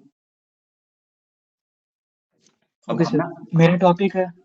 आपको पीडीएफ हाँ नहीं जी। बनानी, बना दी है, ठीक है, थैंक यू बोल दो, अखिलेश ने बनाई है। Thank you. कोई ना कोई तो किसी न किसी की मदद करेगा, तो आपकी भी कोई मदद करने खड़ा होगा। एक एथिक्स में कोट आता है जो यूपीएससी में क्वेश्चन आया हुआ था, life is interdependent, we need each other. तो ऐसे ही दुनिया चलती है, सोचो आइसोलेशन में चलेगी तो नहीं चलेगी। चलो अनके स्टार्ट करो। ठीक है सर। ये कोड एक बार नोट डाउन मेरा कर लेना देख के, सॉरी एरिक एरिक्सन का है, गूगल कर लेना, अच्छा कोड है, कोविड के टाइम पे पूछा हुआ था यूपीएससी ने। एरिक ERISON, ठीक है। सर कोड बोल दीजिए एक बार। एग्जैक्ट नहीं याद है, we need each other, life is interdependent, ऐसे करके कुछ है, कोविड के टाइम पे पूछा हुआ था, क्योंकि कोविड के टाइम पे बहुत रिलीवेंट है ये कोड। ठीक है निकेश स्टार्ट करो, सॉरी 2-3 बार ठीक है डिस्टर्ब सर, हुआ। कोई दिक्कत नहीं सर। मेरा टॉपिक है सारनाथ के ऊपर। तो सारनाथ में एज इंट्रोडक्शन हम लोग 3 या 4 तरह से इसको इंट्रोड्यूस कर सकते हैं। जैसे एक फेमस कोट है मार्क ट्वेन का, ही कॉल्ड दी, मतलब एज अ सारनाथ को मैंने लिंक अप कर दिया वाराणसी से, क्योंकि ऐसे अलग अलग करके कुछ मिल नहीं रहा था। तो सारनाथ को मार्क ट्वेन ने ऐसे कह सकते हैं कि called the city as older than history, older than the tradition. ये एक पहला कोट हो गया। फिर दूसरा हो सकता है कि a city where every stone has a story and every story has a soul. ये दूसरा कोट हो गया। फिर उसके बाद ये तीसरा, इसको हिंदू जो स्पिरिचुअलिटी है, इससे इसको लिंक अप कर सकते हैं। ये Adobe of Indian Hindu spirituality, Adobe यानी कि स्वर्ग होता है। उसके बाद इसको ये बता सकते हैं कि Sarnath was it find mentions in Anguttara Nikaya of where 16 mahajanapadas हैं, उसमें से जो काशी था उसका एक पार्ट था सारनाथ। उसके बाद दूसरा अथर्ववेद है, इसमें भी इसका मेंशन है। तो इंट्रोडक्शन में ये 4 तरीके से हैं, इनको आप किसी को 2 या फिर अलग एक किसी एक को भी ऐसे करके इंट्रोड्यूस कर सकते हैं। फिर उसके बाद है, इसको अगर हम करंट लिंकेज से करें, तो जैसे यूनेस्को का कल्चरल इंटेंजिबल कल्चरल हेरिटेज में अभी जो लेटेस्ट ऐड हुआ है वो था लखनऊ गैस्ट्रोनॉमी। उसी तरह से 2015 में वाराणसी को ऐड किया गया था in the category of music. इसे हम लोग अगर चाहें तो इसको एज अ बॉक्स में बना करके साइड में वो रिप्रेजेंट कर सकते हैं। फिर दूसरा हो गया कि एज अ करंट लिंकेज में तो काशी तमिल संगमम को दिखा सकते हैं कि नॉर्थ साउथ का जो डिवाइड है और ये 3 लैंग्वेज फार्मूला, ये जो भी डिफरेंसेस चल रहे हैं, इनको मतलब दूर करने में थोड़ा हेल्प कर सकता है। फिर है वाराणसी कुशीनगर ट्रेन सर्विस। उसके बाद है कि इम्पोर्टेंस ऑफ बनारस या फिर सारनाथ को रिप्रेजेंट कर सकते हैं कि मॉडल सोलर सिटी को बनाना है एज अ सोलर, मतलब जो भी सोलर की जो पॉलिसी 2022 वाली। उसके बाद फिर अभी लेटेस्ट इंटरनेशनल स्टेडियम का अनाउंसमेंट हुआ है, जो कि सोशल इंफ्रास्ट्रक्चर को बूस्ट करेगा, यूथ प्लस इकोनॉमिक डेवलपमेंट करेगा, जो कि टारगेट है 1 ट्रिलियन इकोनॉमी को वो करने का। उसके बाद जो तीसरा है फीचर्स। फीचर्स में मैंने सारनाथ को 2 तरह से डिवाइड कर दिया है। एक तो ये पहला रिलीजियस इंपॉर्टेंस है, और दूसरा हिस्टोरिकल जो क्रोनोलॉजी होगी उसके अकॉर्डिंग है। तो रिलीजियस इंपॉर्टेंस में हिंदुइज्म, बुद्धिज्म और जैनिज्म में इसको डिवाइड कर दिया है। और हिस्टोरिकल जो क्रोनोलॉजी है उसको एंशिएंट, मेडिवल और मॉडर्न, फिर मॉडर्न को भी 2 पार्ट में कर दिया है, कॉलोनियल और पोस्ट इंडिपेंडेंस वाले में। तो अगर हम स्टार्ट करते हैं रिलीजियस इंपॉर्टेंस से, इसमें सबसे पहले बुद्धिज्म आएगा। तो बुद्धिज्म में तो सबसे फेमस है कि धर्म चक्र परिवर्तन हुआ था। बुद्धास का पहला टीचिंग था, जो उनके 5 डिसिपल्स थे, स्पेशली सारनाथ ही था। और उसके बाद फिर कंस्ट्रक्शन ऑफ धार्मिक स्तूपा हुआ, फिर मूलगंध कुटी विहार था जो कि अशोका के टाइम में ही इरेक्ट कराया गया था। उसके बाद से फेमस अशोकन एडिक्ट्स मिले थे वहाँ पे। फिर जो लायन पिलर है वो जाके इंडिया का नेशनल एम्बलम बना, आई गेस 1956 में बना था। उसके बाद फिर ये बुद्धिज्म हुआ, फिर जैनिज्म है। जैनिज्म में यहाँ पे 4 जो है जैन तीर्थंकर वो यहाँ पे मिले थे। इसमें जो सबसे फेमस थे वो थे 23rd वाले पार्श्वनाथ। इन्होंने दिया था जो फेमस 5 वॉज थे, उसमें से 4 वॉज इन्होंने दिए थे, सत्य, अस्तेय, अपरिग्रह और अहिंसा। इन 4 को दिखा सकते हैं। उसके बाद फिर हिंदुइज्म में है। हिंदुइज्म में कि known for city of salvation, यानी कि मुक्ति के लिए, land of Shiva Parvati, Holi Ganga river, ये दिखा सकता है इसका स्पिरिचुअल इंपॉर्टेंस। उसके बाद फिर ये था हमारा रिलीजियस इंपॉर्टेंस सारनाथ का। या फिर उसके बाद फिर हम स्टार्ट करेंगे अगर हिस्टोरिकल क्रोनोलॉजी में, तो उसको एंशिएंट से लिंक कर देंगे। एंशिएंट में 16 महाजनपद था पहले, मगध का वो मतलब उसमें जो था काशी, उसको रिप्रेजेंट कर देंगे। फिर मौर्यन के टाइम में भी इंपॉर्टेंट सिटी थी। फिर जो गुप्ताज थे, गुप्ताज में ये ट्रेड सिटी के फॉर्म में फ्लरिश किया था। यहाँ पे सिल्क और कारपेट्स का बिजनेस था और ट्रेड रूट पे था मेनली। ये एंशिएंट हो गया। फिर अगर हम मेडिवल में आते हैं तो मेडिवल में स्टार्ट कर सकते हैं सल्तनत पीरियड से, कि जब सर्की डायनेस्टी अपने आप को अनाउंस की थी इंडिपेंडेंट, तो इसका इम्पैक्ट भी यहाँ तक भी पड़ा था, काशी तक भी दिखा सकते हैं एक तरह से फॉर्म में। उसके बाद जो इसका सबसे इम्पोर्टेंट कल्चरल इसका जो स्ट्रेंथ था वो ये था कि despite of being attacked by invaders, जो इसकी कल्चरल और स्पिरिचुअल इंपॉर्टेंस थी वो कभी भी बनारस से लॉस्ट ही नहीं हो पाई। तो ये इसका सबसे पॉजिटिव पॉइंट था। उसके बाद कुछ भी मतलब ये एक तरह से एक और डाल देते हैं कि इंडो इस्लामिक आर्किटेक्चर का इन्फ्लुएंस भी यहाँ पड़ा। और उसके बाद मेडिवल का एंड होते होते जो जीटी रूट का था वो जो मेन ट्रेड रूट था जीटी रूट का, वो इसका एक लिंक यहाँ से भी होते हुए निकलता है। और फिर लास्ट में भक्ति सूफी मूवमेंट को भी इंक्लूड कर सकते हैं, जिसमें कबीर थे और तुलसीदास जी। जो कबीर दास थे उनका बर्थ प्लेस और उनके सारी यहाँ पे राइटिंग्स वगैरह सब इन्होंने अपना इसी प्लेस से किया हुआ था। उसके बाद फिर मॉडर्न में अगर हम आते हैं तो मॉडर्न को डिवाइड कर सकते हैं कॉलोनियल में और पोस्ट कॉलोनियल में। कॉलोनियल में दिखा सकते हैं कि 1765 का ट्रीटी ऑफ इलाहाबाद था, जिसमें एक ट्रीटी में ये भी कहा गया था कि जो बनारस है इसको ब्रिटिश ईस्ट इंडिया कंपनी को दे दी जाएगी। तो एक तरह से जो ब्रिटिश था और जो पूर्वांचल का इम्पैक्ट था वो मतलब ये बनारस के थ्रू पूर्वांचल को इन्होंने कंट्रोल करना यहाँ से स्टार्ट कर दिया था। उसके बाद फिर एक रिवॉल्ट हुआ था सिविल रिबेलियन में। इसमें तो 1799 में कह सकते हैं कि मैसेकर ऑफ बनारस था, जो कि वहाँ के डिपोज रूलर थे वाजिर अली खान अवध के। तो उन्होंने कुछ लोगों के साथ मिलकर के रिवॉल्ट कर दिया था 1799 में। उसके बाद फिर आर्कियोलॉजिस्ट में इसको दिखा सकते हैं कि जो उस टाइम के मेजर आर्कियोलॉजिस्ट थे, जैसे अलेक्जेंडर कनिंगम और जेम्स प्रिंसप, इनका सबसे बड़ा रोल था कि दे डिसाइफर्ड ब्राह्मी स्क्रिप्ट। उसके बाद स्तूपास और जो फेमस हमारा जो नेशनल एम्बलम है, इन सबको इन्होंने वो निकाला और पूरे वर्ल्ड के सामने प्रेजेंट किया। उसके बाद है फिर इसमें ये था मतलब मॉडर्न का, कॉलोनियल और पोस्ट कॉलोनियल।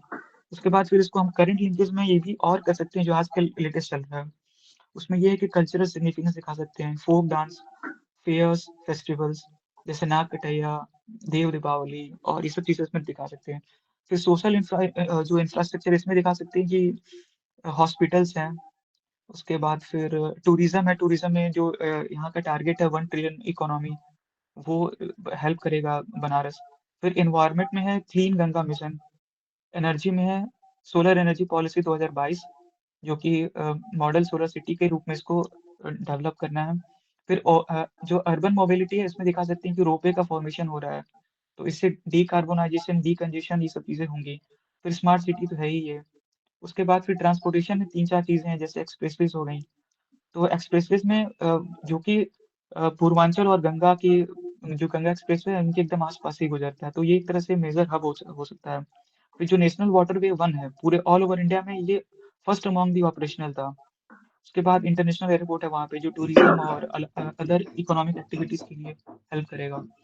फिर इकोनॉमी में डाल सकते हैं कि एग्रो फूड प्रोसेसिंग पार्क यहाँ पे डेवलप किए जा रहे हैं।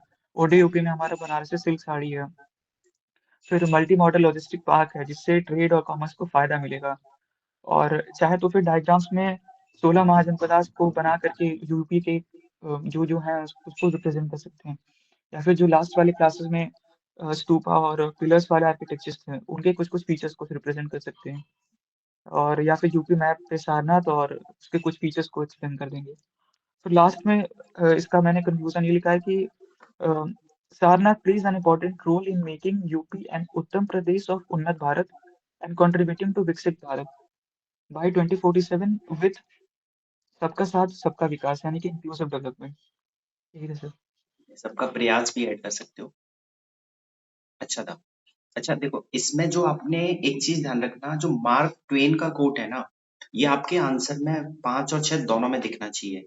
जब आप यूपी की वेबसाइट देखोगे ना, तो इनका कोट मेंशन है और वो बहुत बड़ा कोट है। अब आपको उसको तोड़ लेना है, या मैं उसे तोड़ के आपको सेंड कर दूंगा, और जहां पे उस आइडियाज को यूज कर सकते हो यूज करना, ठीक है। और जो भी उन्होंने बातें की हैं कहीं भी फिट हो रही हो, मार्क ट्वेन का नाम हमारे पेपर में दिखना चाहिए, ठीक है। और एक बार इसके कोड को मेमोराइज कर लो, बाकी चीजें आपने मुझे लगता है कि सुन ली होंगी ध्यान से। अच्छा बताया था। कोड एक बार देख लो जो भी बोले हैं इन्होंने।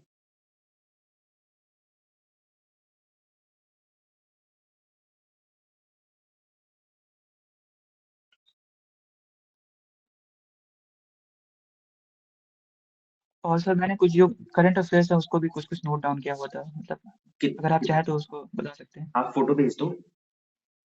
ठीक है सर। अच्छा, करंट आपने ऊपर लिखा तो है ना? नहीं, मतलब जो अभी जो आजकल जो पढ़ते रहते हैं न्यूज़पेपर वगैरह में, उसको। तो आप मुझे फोटो भेज दो, अभी पहले सबका कवर कर लेते हैं, ठीक ठीक है। है सर। अच्छा, एक कल का टास्क और है सबके लिए। 14 से 15 टॉपिक पिछली बार हो गए थे, और 14-15 आज हो जाएंगे। ये आप मतलब 30 टॉपिक अपने हाथ से सब लिखे हुए उसकी PDF बना के कल सेंड करेंगे, ठीक है। और अगर नहीं करोगे तो फिर ये क्लास में ये वाला जो डिस्कशन है वो डिसकंटिन्यू कर दूंगा, या जो सर करेगा। मैंने सर हाँ, सर आपने मैंने भेजा। पहले टाइम दे सेंड दीजिए कर थोड़ा सा। हाँ, कल कल या कल करना है तभी क्लास होगी। और दूसरा, जो नहीं भेजेगा आपको पहले करके रखना चाहिए था। यार तो देखो सर का, आप ये समझो कि अगर अभी मेहनत नहीं करा, जीरो हो जाएगी, और यकीन मानो कि ये वेस्टेज है। कल थोड़ा सा।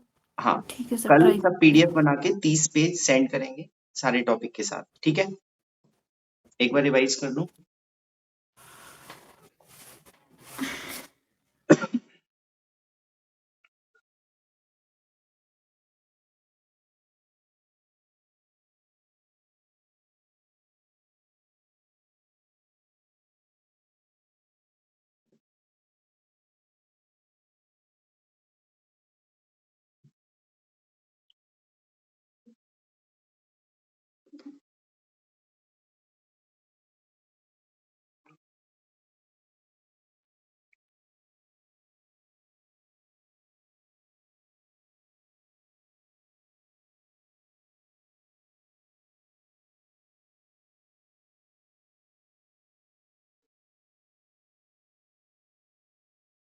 ठीक है अखिलेश, हो रहा है। थोड़ा थोड़ा तो याद हो रहा होगा मुझे लग रहा है, जो भी कोई बोल रहा है एटलीस्ट 30% तो आपको लग रहा होगा कि चीजें चलो कुछ नई मिल रही हैं, कुछ याद हो रही हैं, पहले से सुनी हुई हैं। जनवरी तक 5 और 6 पूरा ऐसे खत्म हो जाएगा, नोट्स भी तैयार हो जाएंगे अपने, है ना। Thank you sir. यही डर है, वो खत्म हो जाएगा। इसमें मैं बाद में ऐड करा दूंगा बहुत सारी चीजें, एक बार पहले हो जाए। बाकी मैं बताता भी जा रहा हूँ, नोट डाउन करना है। जैसे मार्क ट्वेन वाली बात है तो उसे रखना है साथ में, या तो एक मैंने कल बताया स्टिकी नोट्स लेके ना मार्क ट्वेन का लिख लो। अच्छा, यूपी का मैप किस किस के पास है इस समय?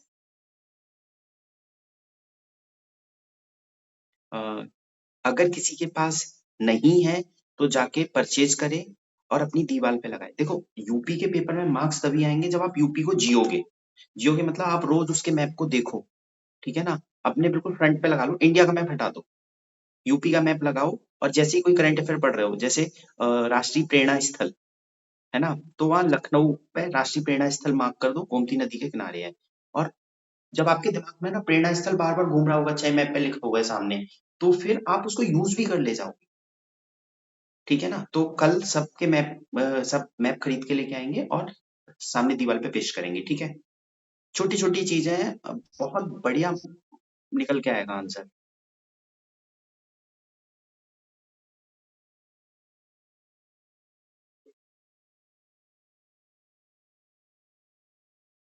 नेकलेस लगा है वैसे आपके कमरे में यूपी का मैप? अच्छा, लाइब्रेरी में है, यहाँ पे नहीं है रूम पे। रखो यहाँ पे भी रखो। मैं तो कह रहा लाइब्रेरी में हूँ रखता हूँ, वहीं पे पढ़ता हूँ ना मैं। पॉकेट वाला एक आता है यूपी का मैप भी, मुझे लगता है मैंने शायद कहीं देखा हुआ था, उसे रख लो। एक ही बार में सिलेक्शन हो जाएगा इसी साल 100%। मैंने बनाया सर, जिले वाइज मैंने बनाया खुद का वो। उसे चिपका लो और वो वाला मैप भी यहाँ हाँ। पे उठा के रख लो। और उसमें ना करंट अफेयर ऐड करते रहना, जो भी कुछ पढ़ रहे हो उनको ऐड करते रहो साथ ही साथ। ठीक है, चलो ठीक नेक्स्ट है। टॉपिक करते हैं। प्रेरणा स्टार्ट करो। हेलो एवरीवन, मेरा टॉपिक है art and craft in Uttar Pradesh. मैंने इसका जो इंट्रोडक्शन है वो सिंपल कीवर्ड से स्टार्ट किया है, that UP is the cultural heartland of India. Then इसमें मैंने डेटा डाला है कि it account for more than 20 GI tags craft, जो कि global recognition and regional identity को रिफ्लेक्ट करता है। देन मैंने इसका जो आर्ट एंड क्राफ्ट दिखाया यूपी मैप में, जैसे बुलंदशहर का खुर्जा पोटली दिखाई है, फिरोजाबाद की ग्लासवेयर, कानपुर का leather craft, Banarasi silk sari, Azamgarh का ब्लॉक पोटली, गोरखपुर का टेराकोटा आर्ट, लखनऊ का चिकनकारी एम्ब्रॉयडरी एंड मुरादाबाद का brass fair.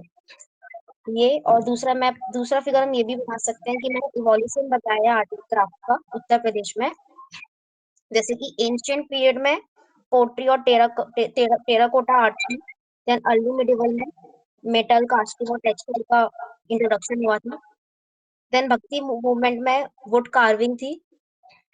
Then medieval period में Banarasi silk, like Mughal period में स्पेशली बनारसी सिल्क का इंट्रोडक्शन हुआ था।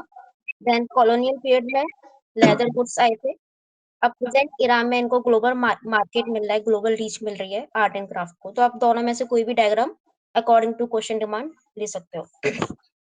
देन इसकी मैंने इंपॉर्टेंस बताई है आर्ट एंड क्राफ्ट की। मैंने वही सिंपल पेस्टल जो टेक्निक होती है उसी से मैंने लिखा है। पी फॉर पॉलिटिकल इंपॉर्टेंस, मैंने इसमें जो बताया है कि कल्चरल नेशनलिज्म को प्रमोट करता है और स्टेट आइडेंटिटी को प्रमोट करता है। Then E for economic importance, जिसमें मैंने बताया कि ये एम्प्लॉयमेंट जनरेट करता है, एक्सपोर्ट को बूस्ट करता है, एमएसएमई को बूस्ट करता है। इसमें मैंने जो एग्जांपल लिखा है वो भदोही एंड मिर्जापुर कारपेट जो बेल्ट है वो इंडिया की लार्जेस्ट कारपेट एक्सपोर्ट क्लस्टर है। देन मैंने सोशल, एज फॉर सोशल, इसमें मैंने वुमेन एम्पावरमेंट का डाला है कि इसमें एग्जांपल डाला है चिकनकारी आर्ट है लखनऊ की, उसमें मेनली वुमेन आर्टिसंस है, तो वुमेन एम्पावरमेंट को प्रमोट करता है। देन टी फॉर टेक्नोलॉजी, इसमें मैंने डाला है कि ये ग्लोबल रीच, ग्लोबल रिकॉग्निशन को प्रमोट करता है कि जो भी ई कॉमर्स प्लेटफॉर्म्स है like ODOP portals, one district one product portals के थ्रू प्रमोट करता है। Then L for legal importance, मैंने इसमें डाला है कि यूपी हाईएस्ट जीआई टैग्ड है यूपी में, जो कि 77 नंबर डाला है, जो कि मार्केट वैल्यू को बूस्ट अप करता है। Then E for economic friendly, मैंने इसमें एग्जांपल डाला है कि जो टेराकोटा आर्ट है गोरखपुर की वो इको फ्रेंडली क्ले आर्ट से बनती है, और बैम्बू क्राफ्ट जो ईस्टर्न यूपी में है वो बायोडिग्रेडेबल प्रोडक्ट है। देन मैंने इसमें इश्यूज एंड चैलेंजेस बताए, वो मैं ABCD की फॉर्म में ही लिखती हूँ, तो मैंने वही लिखा है। ए फॉर अवेयरनेस, जो गैप है इसमें मैंने डाला है कि जो कि बहुत से आर्टिसंस को जीआई टैग के बारे में अवेयरनेस है ही नहीं, इनको पता ही नहीं है। बी फॉर जो बैंकिंग और क्रेडिट इशू जो आता है इसमें मैंने एग्जांपल डाला है कि जो गोरखपुर के जितने भी पोर्टर्स हैं वो मेनली मनी लेंडर पे डिपेंड है, उनको फॉर्मल लोन्स नहीं प्रोवाइड हो रहा है। देन सी फॉर कंपटीशन, इसमें मैंने पावर लूम साड़ीज जो है वर्सेस जो हैंडमेड बनारसी सिल्क साड़ी है वो एग्जांपल डाला है। Then D for design and technology gap, इसमें मैंने कुछ लिखा नहीं है बट आप लिख सकते हो कि जो बनारसी सिल्क्स आ रही है उसको हमको अपग्रेड करना चाहिए जिससे कि उसको मार्केट मिल सके, ग्लोबल मार्केट मिल सके। देन ई फॉर एक्सप्लोटेशन होता है, इसमें मैंने एग्जांपल डाला है कि जो पुअर हेल्थ कंडीशन है स्पेशली क्लास वर्कर्स जो फिरोजाबाद के हैं उसका डाला है। Then and F for financial insecurity, जो कि यूथ की स्पेशली जो यूथ का माइग्रेशन हो रहा है आर्ट एंड क्राफ्ट जॉब से आईटी सर्विस में ज्यादातर हो रहा है, तो ये मैंने इश्यूज एंड चैलेंजेस लिखे हैं। देन यूपी के गवर्नमेंट जो इनिशिएटिव्स जो लिए गए हैं इनको प्रमोट करने के लिए, आर्ट एंड क्राफ्ट प्रमोट करने के लिए, इसमें वन डिस्ट्रिक्ट वन प्रोडक्ट का डाला है। इसमें एग्जांपल बनारसी सिल्क, ब्रासवेयर, जो भी मैंने मैप में ड्रॉ किया था वही सब आ जाएगा। देन जीआई टैगिंग कर रहा है उत्तर प्रदेश, जैसे कि ब्रांड की वैल्यू बूस्टअप हो domestically internationally. Then UP handicraft parks organise करता है, हैंडलूम्स हब्स बनाता है जैसे कि बायर्स एंड टूरिस्ट अट्रैक्ट हो। साथ में क्राफ्ट की ट्रेनिंग दी जाती है थ्रू माटी कला बोर्ड, ये यूपी गवर्नमेंट का इनिशिएटिव है। देन ई कॉमर्स पुश कर किया जाता है by one district one product, जो डिजिटल पोर्ट्स है उनकी थ्रू, और ऑनलाइन क्राफ्ट एग्जीबिशन किया जाता है। देन क्रेडिट फैसिलिटेट किया जाता है अंडर पीएम विश्वकर्मा योजना, ये सारी गवर्नमेंट के इनिशिएटिव्स हैं। देन मैंने वे फॉरवर्ड में लिखा है कि आप स्किल अपग्रेडेशन कर सकते हैं स्पेशली बनारसी सिल्क में, जिससे कि इसको ग्लोबल फैशन डिमांड्स में फुलफिल हो सके। और देन यूथ का पार्टिसिपेशन एनकरेज करने के लिए आप स्कॉलरशिप एंटरप्रेन्योरशिप प्रोग्राम प्रमोट कर सकते हैं। Then in art and artisans को specially health insurance, occupational safety and pension schemes provide कर सकते हैं। देन मैंने इसका कंक्लूजन जो लिखा है वो ट्रिपल आई से किया है कि through income generation, preservation of identity and fostering innovation, UP art and craft sector can sustain cultural and economic assets। इसका जो करंट है वो मैं लिखा नहीं है, वो आप लिख सकते हो कि जो अनोखी दुनिया है वो इंडिया का first ceramic waste theme park बना है खुर्जा में। बस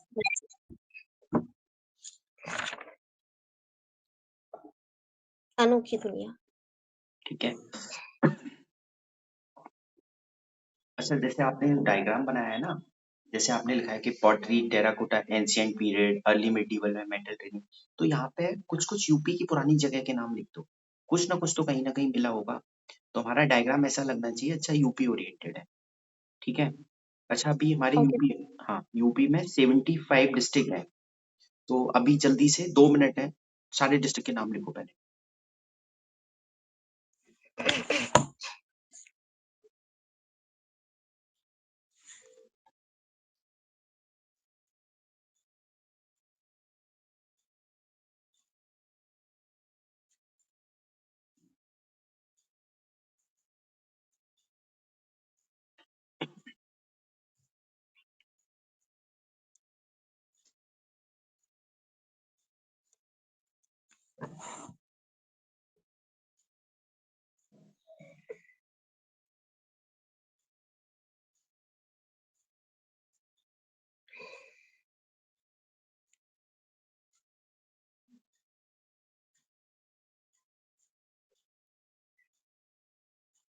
ये भावना और आख्या, कैमरा ओपन करो अपना।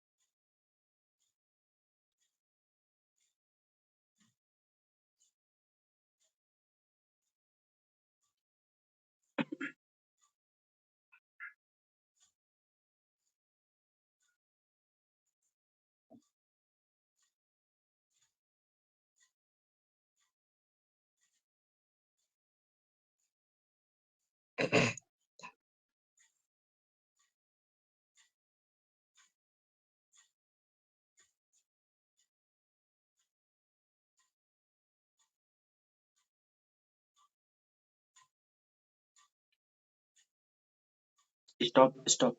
मल्लिका, कितने लिखे हैं आपने? 17। प्रियंका, आपने कितने लिखे हैं? 21। दीक्षा, 22 लिखे हैं करीब। जनार्दन आपने? 23 सर। धनंजय कितने लिखे हैं? 18। कीर्ति आपने? 21। हाँ, एक चीज सुनो, अगर लिखते हुए सोचना पड़ रहा है ना तो गलत डायरेक्शन है, मतलब टिप पे होने चाहिए, ठीक है ना? तो कोशिश करो कि डिस्ट्रिक्ट के नाम टिप पे हों, क्योंकि पेपर में सोचना पड़ेगा ना कि मान लो फिर एक ही डिस्ट्रिक्ट निकल के आएगा बार-बार हर एग्जाम्पल में, ठीक है ना? तो डिस्ट्रिक्ट के नाम बिल्कुल टिप पे हो जाने चाहिए, कल मैप खरीद के लगा लेना। दूसरा, जो प्रेरणा ने एक माटी कला बोर्ड बोला था, तो वो बहुत अच्छा है, एग्जाम्पल है, न्यूज़ में भी रहता है, तो उसे हाइलाइट कर लेना। उसमें ट्रेनिंग देते हैं, ठीक है? 1 मिनट ले लो, जल्दी से रिवाइज कर लो जो भी बोला है इन्होंने, फिर नेक्स्ट स्टार्ट करते हैं।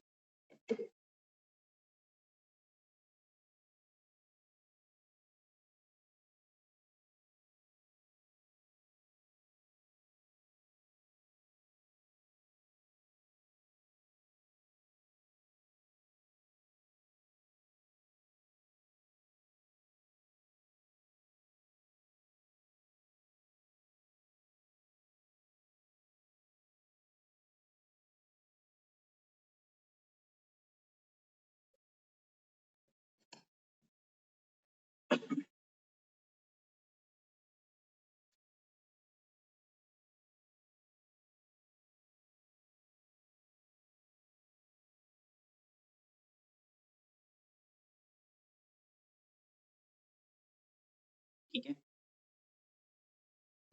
अखिलेश आपको मुगल आर्किटेक्चर बोलना है, थोड़ा स्पीड पकड़ेंगे और जो आपको लगे ना कि यूपी ओरिएंटेड फैक्ट है वहां पे ज्यादा एम्फेसाइज करना।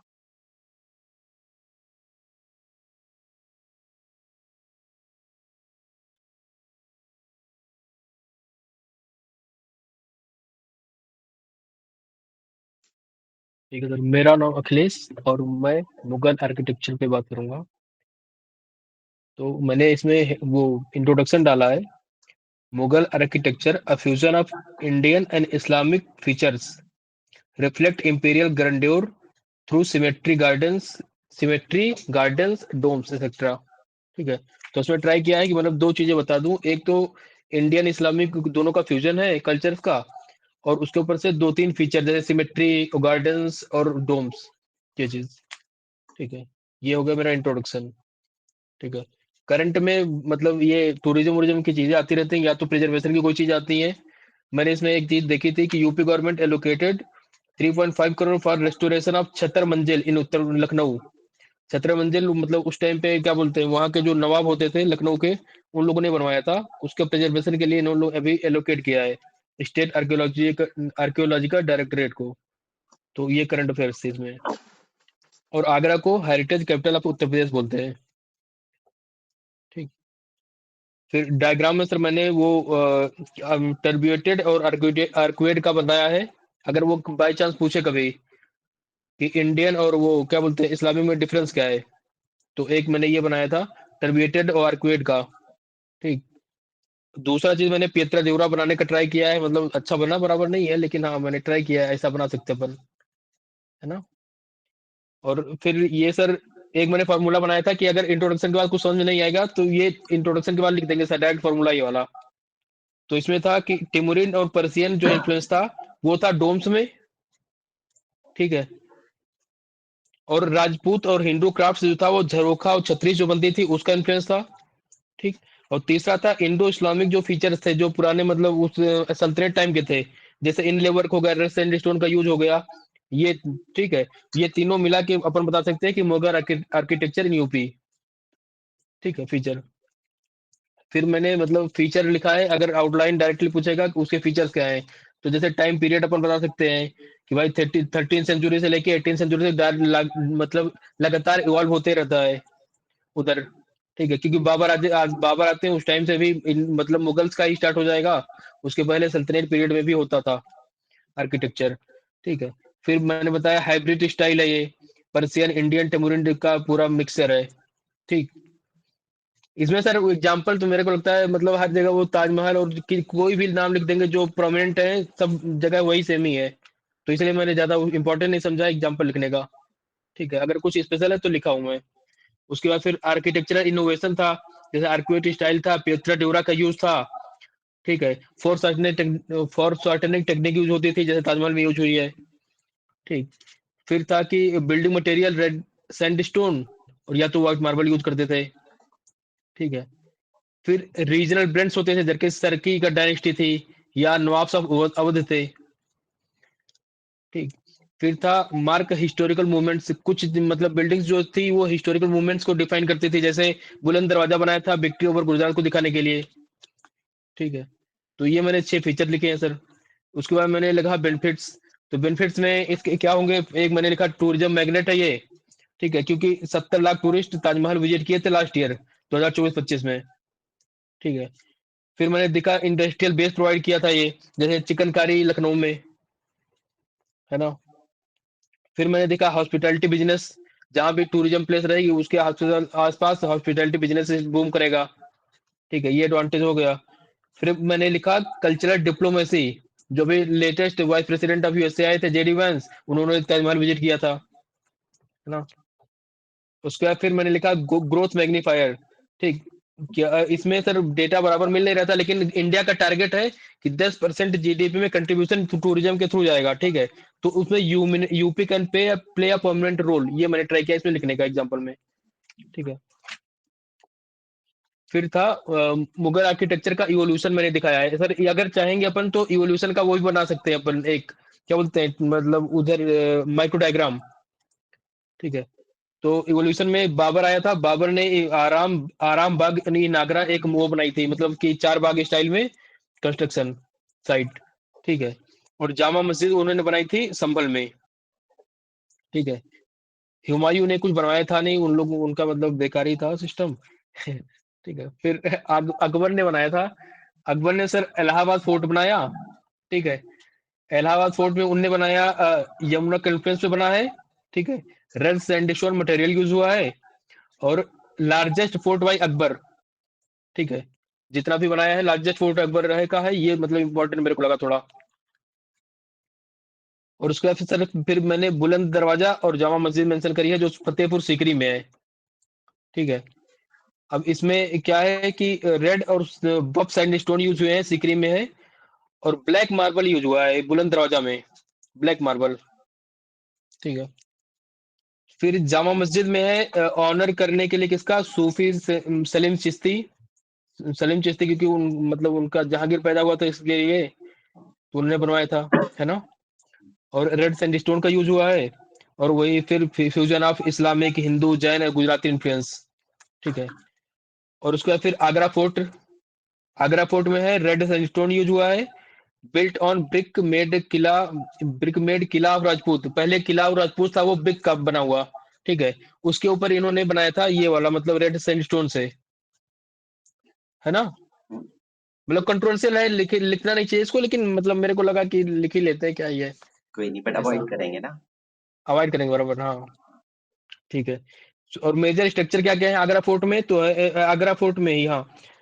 और नहीं नहीं, ये गलती होगा लग रहा है सर, ये उसमें होगा क्योंकि फतेहपुर सीकरी में गलती हो गई, मतलब ये आप लोग करेक्शन कर लो ना अभी। जहांगीर पैलेस है, खास महल है, दीवाने आम है, दीवाने खास है, शीश महल है, और मोती मस्जिद है। अच्छा, ये फतेहपुर सीकरी में है सब। फतेहपुर सीकरी में नहीं है, ठीक है, ठीक है, आप शायद मोती मस्जिद वहीं पे है। ठीक है, हाँ मतलब मेरे को लगता है सर, मैं अभी मतलब थोड़ा कंफ्यूज हो गया हूँ करके। कंटिन्यू मैं करें। मतलब कंफर्मेशन भेज दूंगा, मैसेज जो भी रहेगा, है ना।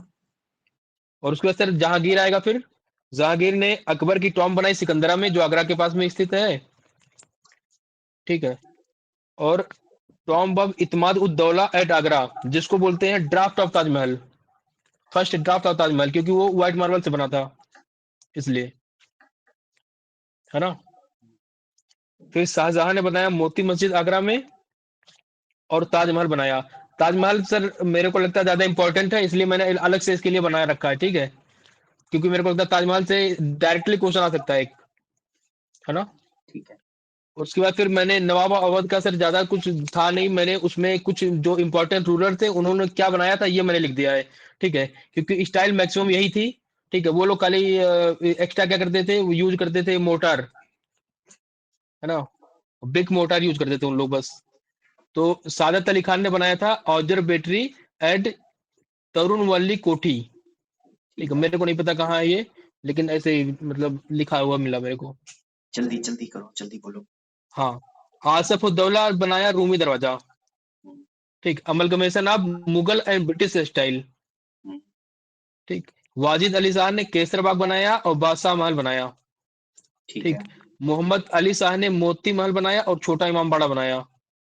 ठीक ठीक है, है। और उसके बाद फिर मैंने रूमी दरवाजा बनाया उसमें। ये भी बना सकते हैं अपन साइड बॉक्स में, है ना। कंक्लूजन मैंने सर लिखा है, the 10 Mughal architecture highlights cultural fusion of that time ensuring Ganga Jamuni तहजीब। ठीक है। अच्छा, अखिलेश, ताजमहल वाला हाँ अब भी आपकी हाँ राइटिंग अच्छी है, समझ में आ जाएगा, बाकी ये खुद से हाँ, पढ़ेंगे, ठीक है ना। ठीक और है, हाँ आपने एक चलेगा। चीज बहुत अच्छी लिखी है जो सीखने वाली है इसमें। देखो, हाँ, फर्स्ट बॉक्स में ना स्टेट आर्कोलॉजी डायरेक्टरेट लिखा हुआ है वर्ड। तो कोई भी अगर इंस्टीट्यूशन है, बॉडी है, उसका नाम हमें मेंशन करना है। जैसे रिन्यूएबल एनर्जी पे अगर क्वेश्चन आता है, यूपी नीडा का नाम लिखना है, ठीक है ना। तो ऐसे ही आर्कोलॉजी पे क्वेश्चन आएगा तो इस टर्मिनोलॉजी को उठा के कुछ भी किया हो आपको यूज करके आनी है टर्मिनोलॉजी, ठीक है। जी सर। और ताज की फुल फॉर्म बना देना, अगर मुगल आर्किटेक्चर पे आए तो एक बार ट्राई करना ताज की फुल फॉर्म बनाने का, ठीक है अखिलेश। जी सर। एक बार रिवाइज कर लो जल्दी से, और काफी रह गए हैं, आज तो बहुत लेट हो गए। आज तो सर खाना भी नहीं मिलेगा हमें। खुद से कर लोगे तो फिर आज बंद कर देते हैं। नहीं नहीं नहीं, अरे करा दो आप, मतलब तो हो ही गया टाइम। अच्छा, ये स्वदेशी मूवमेंट का इतना बड़ा किसने लिखा है? तरुण। तरुण, इतने बड़े नोट्स नहीं बनाने ना, वरना कैसे लेके जाओगे? अटैची भर के नहीं नहीं पेपर, नहीं सर, अटैची सर भर मैं के फर्स्ट आप क्लास से। लेके जाओगे और यूज नहीं होंगे वो। नहीं नहीं नहीं सर, मेरी फर्स्ट क्लास थी तो मेरे को ये परफॉर्म पता तो नहीं था, आप तो एक अब काम मैं करो, इसको पहले वन पेजर में कन्वर्ट करना, तब इसको करेंगे, ठीक है। ठीक। और तरुण का अगली बार करेंगे। किसका रह गया? जनार्दन। हाँ, जनार्दन ने इस बार मेहनत की है।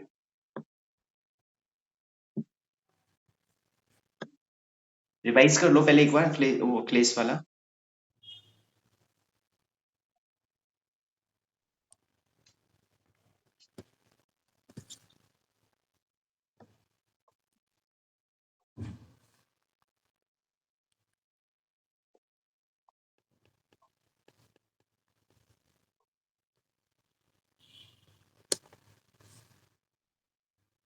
या खुद से पढ़ने बैठोगे ना तो 1.5 घंटे में 10 टॉपिक तैयार नहीं होंगे। तो ये थोड़ा बोरियत हो सकता है लगने लगे आगे जाके, बट यकीन मानना बहुत काम में आएगा। बट प्रोसेस है, उसको एंजॉय करना पड़ेगा, क्योंकि आधे लोगों के चेहरे उतरना दिख रहे हैं मुझे, और कुछ लोग मजबूरी में बैठे हुए हैं, जाना चाह रहे हैं। हाँ, तो मुझे लगता है कि थोड़ा प्रोसेस को एंजॉय करो, वरना ना फिर वहां पे भी तो 3-3 घंटे लिखना है ना, सुबह शाम। एक वक्त ऐसा आएगा ना कि गिव अप कर दोगे, छोड़ते हैं ना, लिखाएंगे जो भी है।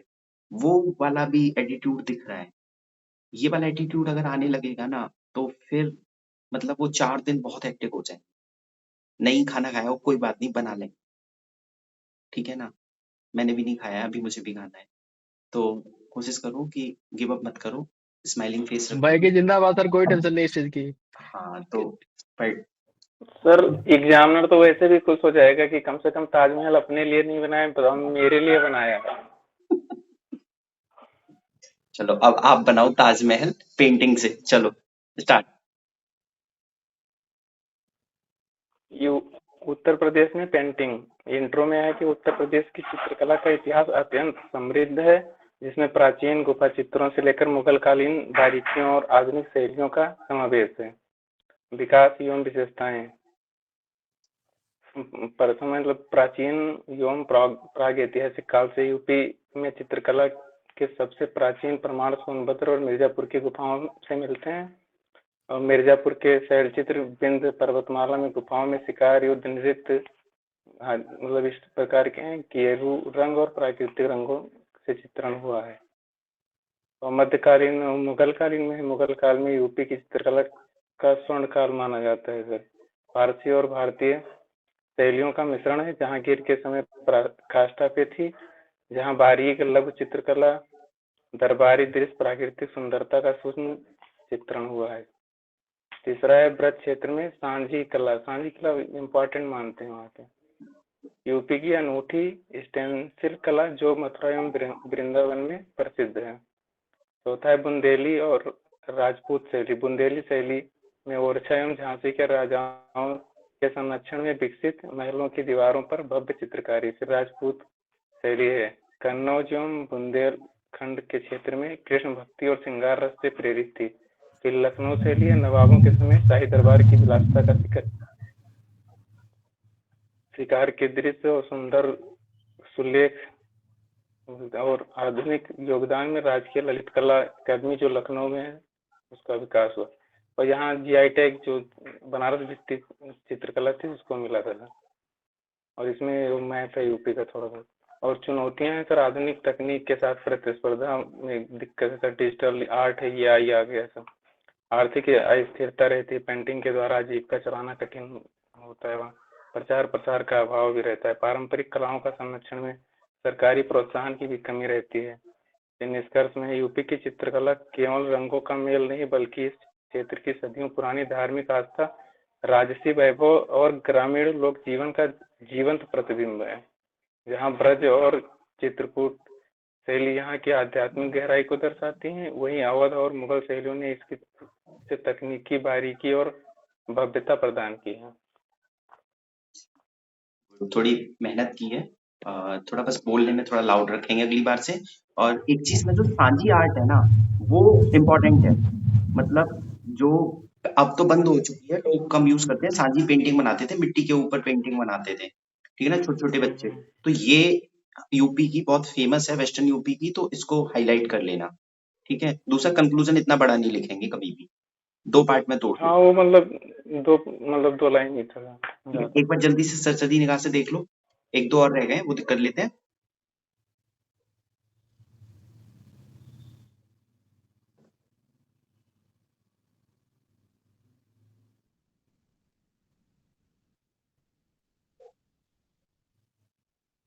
किसने रह गया एक बार बता देना। प्रियंका का सर मेरा रह गया। हाँ, एक मिनट।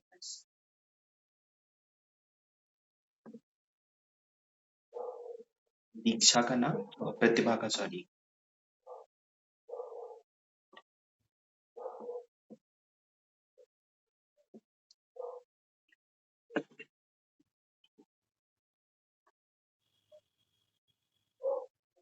हम अच्छा मल्लिका आपका भी रह गया, थोड़ा स्पीड से करते हैं। अनुज का भी रह गया, आज तो काफी रह गया, आज का टाइम लग गया। नेक्स्ट टाइम से ध्यान रखेंगे, बीच है ना रह जाएगा तो अगली बार कवर कर लेंगे। ये लास्ट कर लेते हैं, ठीक है। प्रतिभा स्टार्ट करो। हेलो एवरीवन, मेरा नाम प्रतिभा है और मुझे आज का जो टॉपिक दिया गया था उसका नाम था उत्तर प्रदेश में बोली जाने वाली मुख्य बोलियां। तो मैंने बहुत ऑर्डिनरी सा ही लिखा है, मतलब आप लोगों की तरह काफी कॉम्प्लेक्स नहीं है, एकदम सिंपल लिखा है मैंने। बोली किसे कहते हैं तो छोटे से कस्बे या क्षेत्र में बोली जाने वाली भाषा बोली कहलाती है और बोली में ही लोकोक्तियां, मुहावरे, कहावतें और लोकगीत आदि का सौंदर्य देखा जा सकता है। वर्तमान संदर्भ में मैंने लिखा है, मतलब करंट कॉन्टेक्स्ट में उत्तर प्रदेश सरकार ने बोलियों के संरक्षण के लिए बोली शब्दकोश बनाने की पहल की है, जिसे भाषाई विविधता एवं लुप्त प्राय बोलियों का दस्तावेजीकरण किया जा सकेगा। उसके बाद मैंने जो फीचर है, मतलब कौन कौन सी बोलियां हैं उनके बारे में लिखा है, जिसमें 6 बोलियां हैं। पहला लिखा है ब्रज भाषा, जो मथुरा, अलीगढ़, आगरा, एटा, फिरोजाबाद में बोली जाती है और रीतिकाल में इसकी प्रधानता थी। वो हिंदी लिटरेचर का टर्म लिख सकते हैं क्या सर? आप अभी बोलना कंटिन्यू रखिए, 1 मिनट ना। अच्छा ठीक, सॉरी।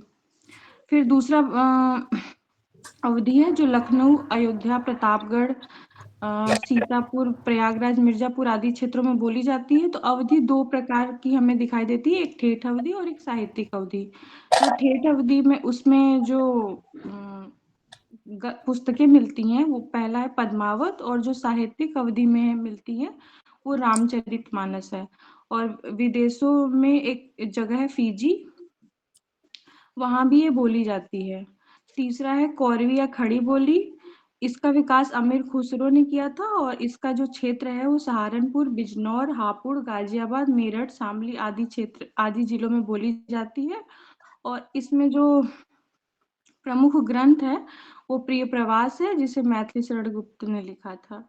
और फिर बुंदेली आती है, तो बुंदेली झांसी, जालौन, ललितपुर, हमीरपुर, उरई आदि जिलों में बोली जाती है। और इसमें जो प्रमुख रचना है वो आलाखंड है। और बघेली, पांचवा है बघेली, जो प्रयागराज, सोनभद्र, बांदा, फतेहपुर, चित्रकूट। तो बघेली में मुझे कुछ ज्यादा नहीं मिला था, तो एक लोक नाटक का नाम मिला था कि जो प्रचलित है, जिंदवा, मनसुख और हिंगला आदि प्रसिद्ध है। फिर छठा है भोजपुरी, जो जौनपुर, वाराणसी, गाजीपुर, आजमगढ़, मऊ, बलिया, चंदौली, गोरखपुर क्षेत्रों में बोली जाती है, और उत्तर प्रदेश में सर्वाधिक बोली जाने वाली बोली है। Bhojpuri Suriname, Fiji, Mauritius, Guyana, Tobago आदि देशों में भी बोली जाती है। और भिखारी ठाकुर का विदेशिया नाटक काफी प्रसिद्ध है भोजपुरी का। फिर मैंने एक डायग्राम बनाया है जो सारे जिलों को उनको लोकेट कर दिया कि कौन कौन सी बोलियां मेजरली जहाँ जहाँ बोली जाती हैं उनको। और एक बनारस में ना भोजपुरी की उप बोली है काशिका, आप लोग चाहे वो तो मेंशन कर देना, बनारस जिले में ही बोली जाती है वो। फिर इसकी चुनौतियां हैं, पहला है मानकीकरण और एक रूपता का अभाव। तो जैसे हम लोगों ने पढ़ाया होगा ना कि घाट घाट पे पानी, ऐसे समथिंग कुछ है, मुझे अभी याद नहीं आ रहा है। तो जैसे कि हम थोड़ी दूर जाते हैं तो 5 किलोमीटर बाद बोली का वो चेंज हो जाता है, एक्सेंट चेंज हो जाता है। फिर दूसरा है आधुनिकता का दबाव। घाट का तो बदले आजकल पानी, जो चार लोग कोस का पानी, ऐसे ही हाँ कुछ। ऐसे ही। आजकल जो लोग हैं मतलब वो उसको बोलना नहीं चाहते हैं, वो इंग्लिश बोलना ज्यादा पसंद करते हैं या विदेशी लैंग्वेज बोलना ज्यादा पसंद करते हैं। तो दूसरा ये चुनौती है। तीसरा ये कि सामाजिक प्रतिष्ठा में कमी, जैसे जो लोग बोलते हैं उनको सोचते हैं कि पिछड़े हुए हैं, इसलिए भी इसमें बोलने में कमी आ रही है। चौथा है तकनीकी पहुंच की कमी। तो उसमें मैंने एक पढ़ा था कि जैसे सरकार उसके लिए कुछ मास लेवल पे कुछ ऐसा कर नहीं रही है जिसके लिए लोगों की वहां तक पहुंच नहीं हो पा रही है। फिर पांचवा है सांस्कृतिक क्षरण, जो वहाँ की कल्चरल चीजें हैं वो उनका भी मतलब वो बहुत अच्छे से संरक्षित नहीं हो पा रही हैं। पांचवा है लिपि की समस्या। तो एक मैंने पढ़ा था कि जो भोजपुरी है उसकी पुरानी लिपि कैथी थी, जो अब लुप्त प्राय हो चुकी है, और उसको कौरवी की जो देवनागरी लिपि है उसके साथ मर्ज कर दिया गया है। और सातवां है राजनीतिक असंवेदनशीलता, जिसके लिए सरकार ऐसा कुछ कर नहीं रही है कि जिससे बोलियां प्रमोट हो। फिर मैंने एक टेबल बनाना, मतलब पाई चार्ट या बार डायग्राम बनाना चाहे तो बना सकते हैं कि 80% यूपी में जो है वो खड़ी बोली या कौरवी बोली जाती है, 10% जो है वो उर्दू बोली जाती है, और 5% जो है अवधी बोली जाती है। नहीं सॉरी, 10% भोजपुरी बोली जाती है और 5% अवधी बोली जाती है। और निष्कर्ष भी मैंने बहुत सिंपल लिखा है कि उत्तर प्रदेश की समृद्ध भाषाई विविधता और उससे जुड़ी लोक संस्कृति, लोकगीत का संरक्षण उत्तर प्रदेश सरकार कर रही है।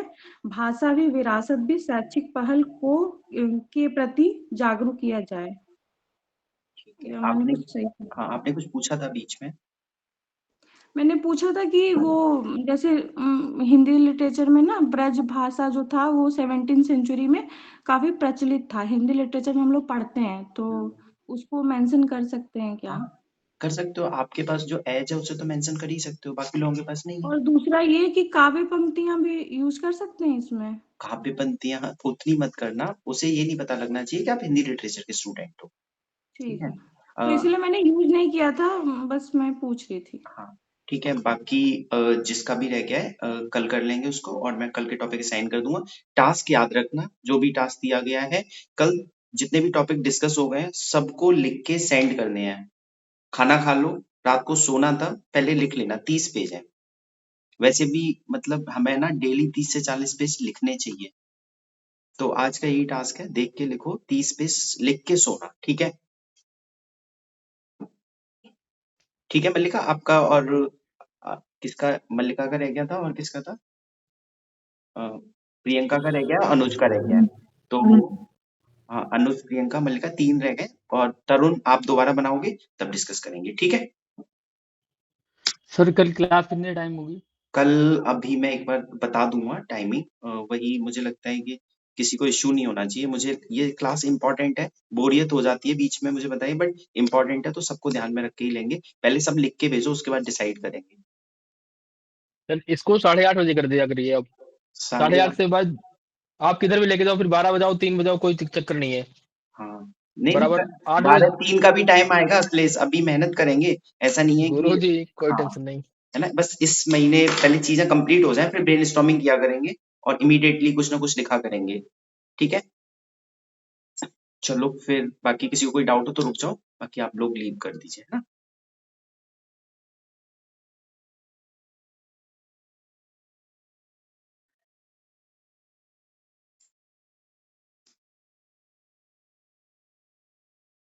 हाँ अनुज, कुछ पूछना है? हाँ सर, मेरे को ये बोलना है ना सर, मेरा आरओ का मेंस है 31 जनवरी से। होगा सर ही। इसके रिगार्डिंग मेरे को ये जानना था सर, आप ऐसे हिंदी में लिखते थे क्या सर, या कैसे लिखते थे? नहीं, मैंने इंग्लिश में लिखा है। अच्छा अच्छा सर, एक कल आप डिस्कस कर रहे थे कि आपको पत्र लेखन का वो लिंक भेज दूंगा अच्छा हाँ, यूट्यूब पे, तो सर मैं भेज दें। पत्र वाला एक लिंक सेंड कर देता हूँ, सब लोग उससे आपको आज सेंड कर दे रहा हूँ, परसों ग्रुप में सेंड कर दूंगा, जिससे क्या है कि अभी पहले वो 30 पेज लिख लेना, इसका लोड नहीं लेने लगे, ठीक है? ठीक है। मैं आपको आज सेंड कर दूंगा, और आपका आरओ का पेपर है तो आप जल्दी जल्दी उसको कवर कर लेना, ठीक है? ठीक और है एक एक करके वीडियो कवर करना, ये नहीं है कि दिन में 10 वीडियो देख ली, वो इंटरलाइज नहीं होगा आपके, ठीक है? और ठीक है सर। नोट्स बनाते चलना, जो भी वो बोलते जाए नोट्स बनाने हैं, ठीक है? हाँ दीक्षा, आपको आपकी आवाज नहीं आ रही, आवाज आवाज नहीं आ रही, म्यूट है। सर मुझे मैं ऐसा कोई डाउट नहीं है, बस एक आपसे परमिशन चाहिए थी मुझे। हाँ सर क्योंकि मैंने ना वो मेरा केवीएस वाला एग्जाम जो मैंने आपको हाँ बताया हाँ, था, सर मैं टास्क सारे टाइम पे कंप्लीट कर रही हूँ, बस मुझे थोड़ा यूपी वाले में थोड़ा सा मतलब एडवांटेज चाहिए। कोई बात नहीं, आप सर तो मैं सर मैंने 8-10 टॉपिक कंप्लीट कर लिए हैं, लेकिन मैं सोच रही हूँ जैसे जब आप सैटरडे संडे करवाते हो ना यूपी की क्लास, तो मैं तब तक सारा आपको कंप्लीट करके दे दूँ, बस मुझे ठीक सर है, कोई यही बात नहीं, बोलना था। आप आराम से, आपका जेन्युइन सर रीजन है। मैं 11 के बाद बिल्कुल मेरा एक भी टॉपिक नहीं छूटेगा, बस अभी 11 तक थोड़ा फैमिली प्रेशर है, तो थोड़ा एक प्लान भी कोई हो बात जाए नहीं, तो बेटर नहीं रहेगा। नहीं कोई बात नहीं, बाकी ठीक लग रहा है ये यूपी स्पेशल के लिए? हाँ सर, मुझे इस क्लास से बहुत ज़्यादा फ़ायदा हो रहा है, हाँ, मैं वही बता क्योंकि रहा जब था, दूसरों के आपको स्ट्रेंथ मिल रही है दूसरों की, और आपको ये पता लग जा रहा है कि जी हम सर, क्या गलतियां कर रहे हैं, लोग क्या अच्छा कर रहे हैं, है ना? तो ये सबसे इम्पोर्टेंट है, मैं चाहता भी हूँ कि किसी की क्लासें मिस ना हो, चाहे मुझे एडजस्ट करना पड़े, मैं कर लूंगा, ठीक है? तो बाकी जी सर। आप आराम से जी 11। सर, बाकी जो सर जिस दिन एग्ज़ाम होगा उस दिन मैं कोशिश करूँगी कि मतलब तैयार कर सकूँ। अगर ट्रैवलिंग वग़ैरह में हुआ तो मैं आपको मतलब बता दूँगी, लेकिन कोई मैं बात नहीं, कोशिश करूँगी क्लास पूरी तरह अटेंड। आपका रीजन जेन्युइन है, आपको बस जिस दिन नहीं करो उस दिन मैसेज जरूर ड्रॉप कर देना, कि जिससे मुझे क्लास में ना बोलना पड़े, ठीक जी है? सर, ठीक है, ठीक है सर। चलो ठीक है ओके। सर। सर एक चीज़ और, हाँ, सर मतलब मेरी राइटिंग में मतलब मेरा मतलब लिखने का सही है सर, मुझे ऐसा लग रहा है कि मैं कुछ ज़्यादा ही वर्ड्स यूज़ कर रही हूँ, कोई बात नहीं, हो जाएगा धीरे धीरे, देखो मतलब लेंथी हो रहा है। ये प्रोसेस है, धीरे धीरे आएगा, मतलब मैं ये कहूंगा कि एक एकदम से चीज, आप देखो जब से अब तक कितना चेंज आ गया है ना? Yes sir. तो बस यही है, ग्रेजुअली ऐसा चेंज आ जाएगा, आप अपने आप को पहले देखोगे और अब देखोगे ना, तो लगेगा अच्छा ये तो ज्वाइन करके ऐसे ऐसे चेंज हो गया, ठीक है? Yes sir. चलो जी फिर सर। बाकी अच्छे से थैंक यू करो, sir. Okay, all the best. जी सर। Thank you sir.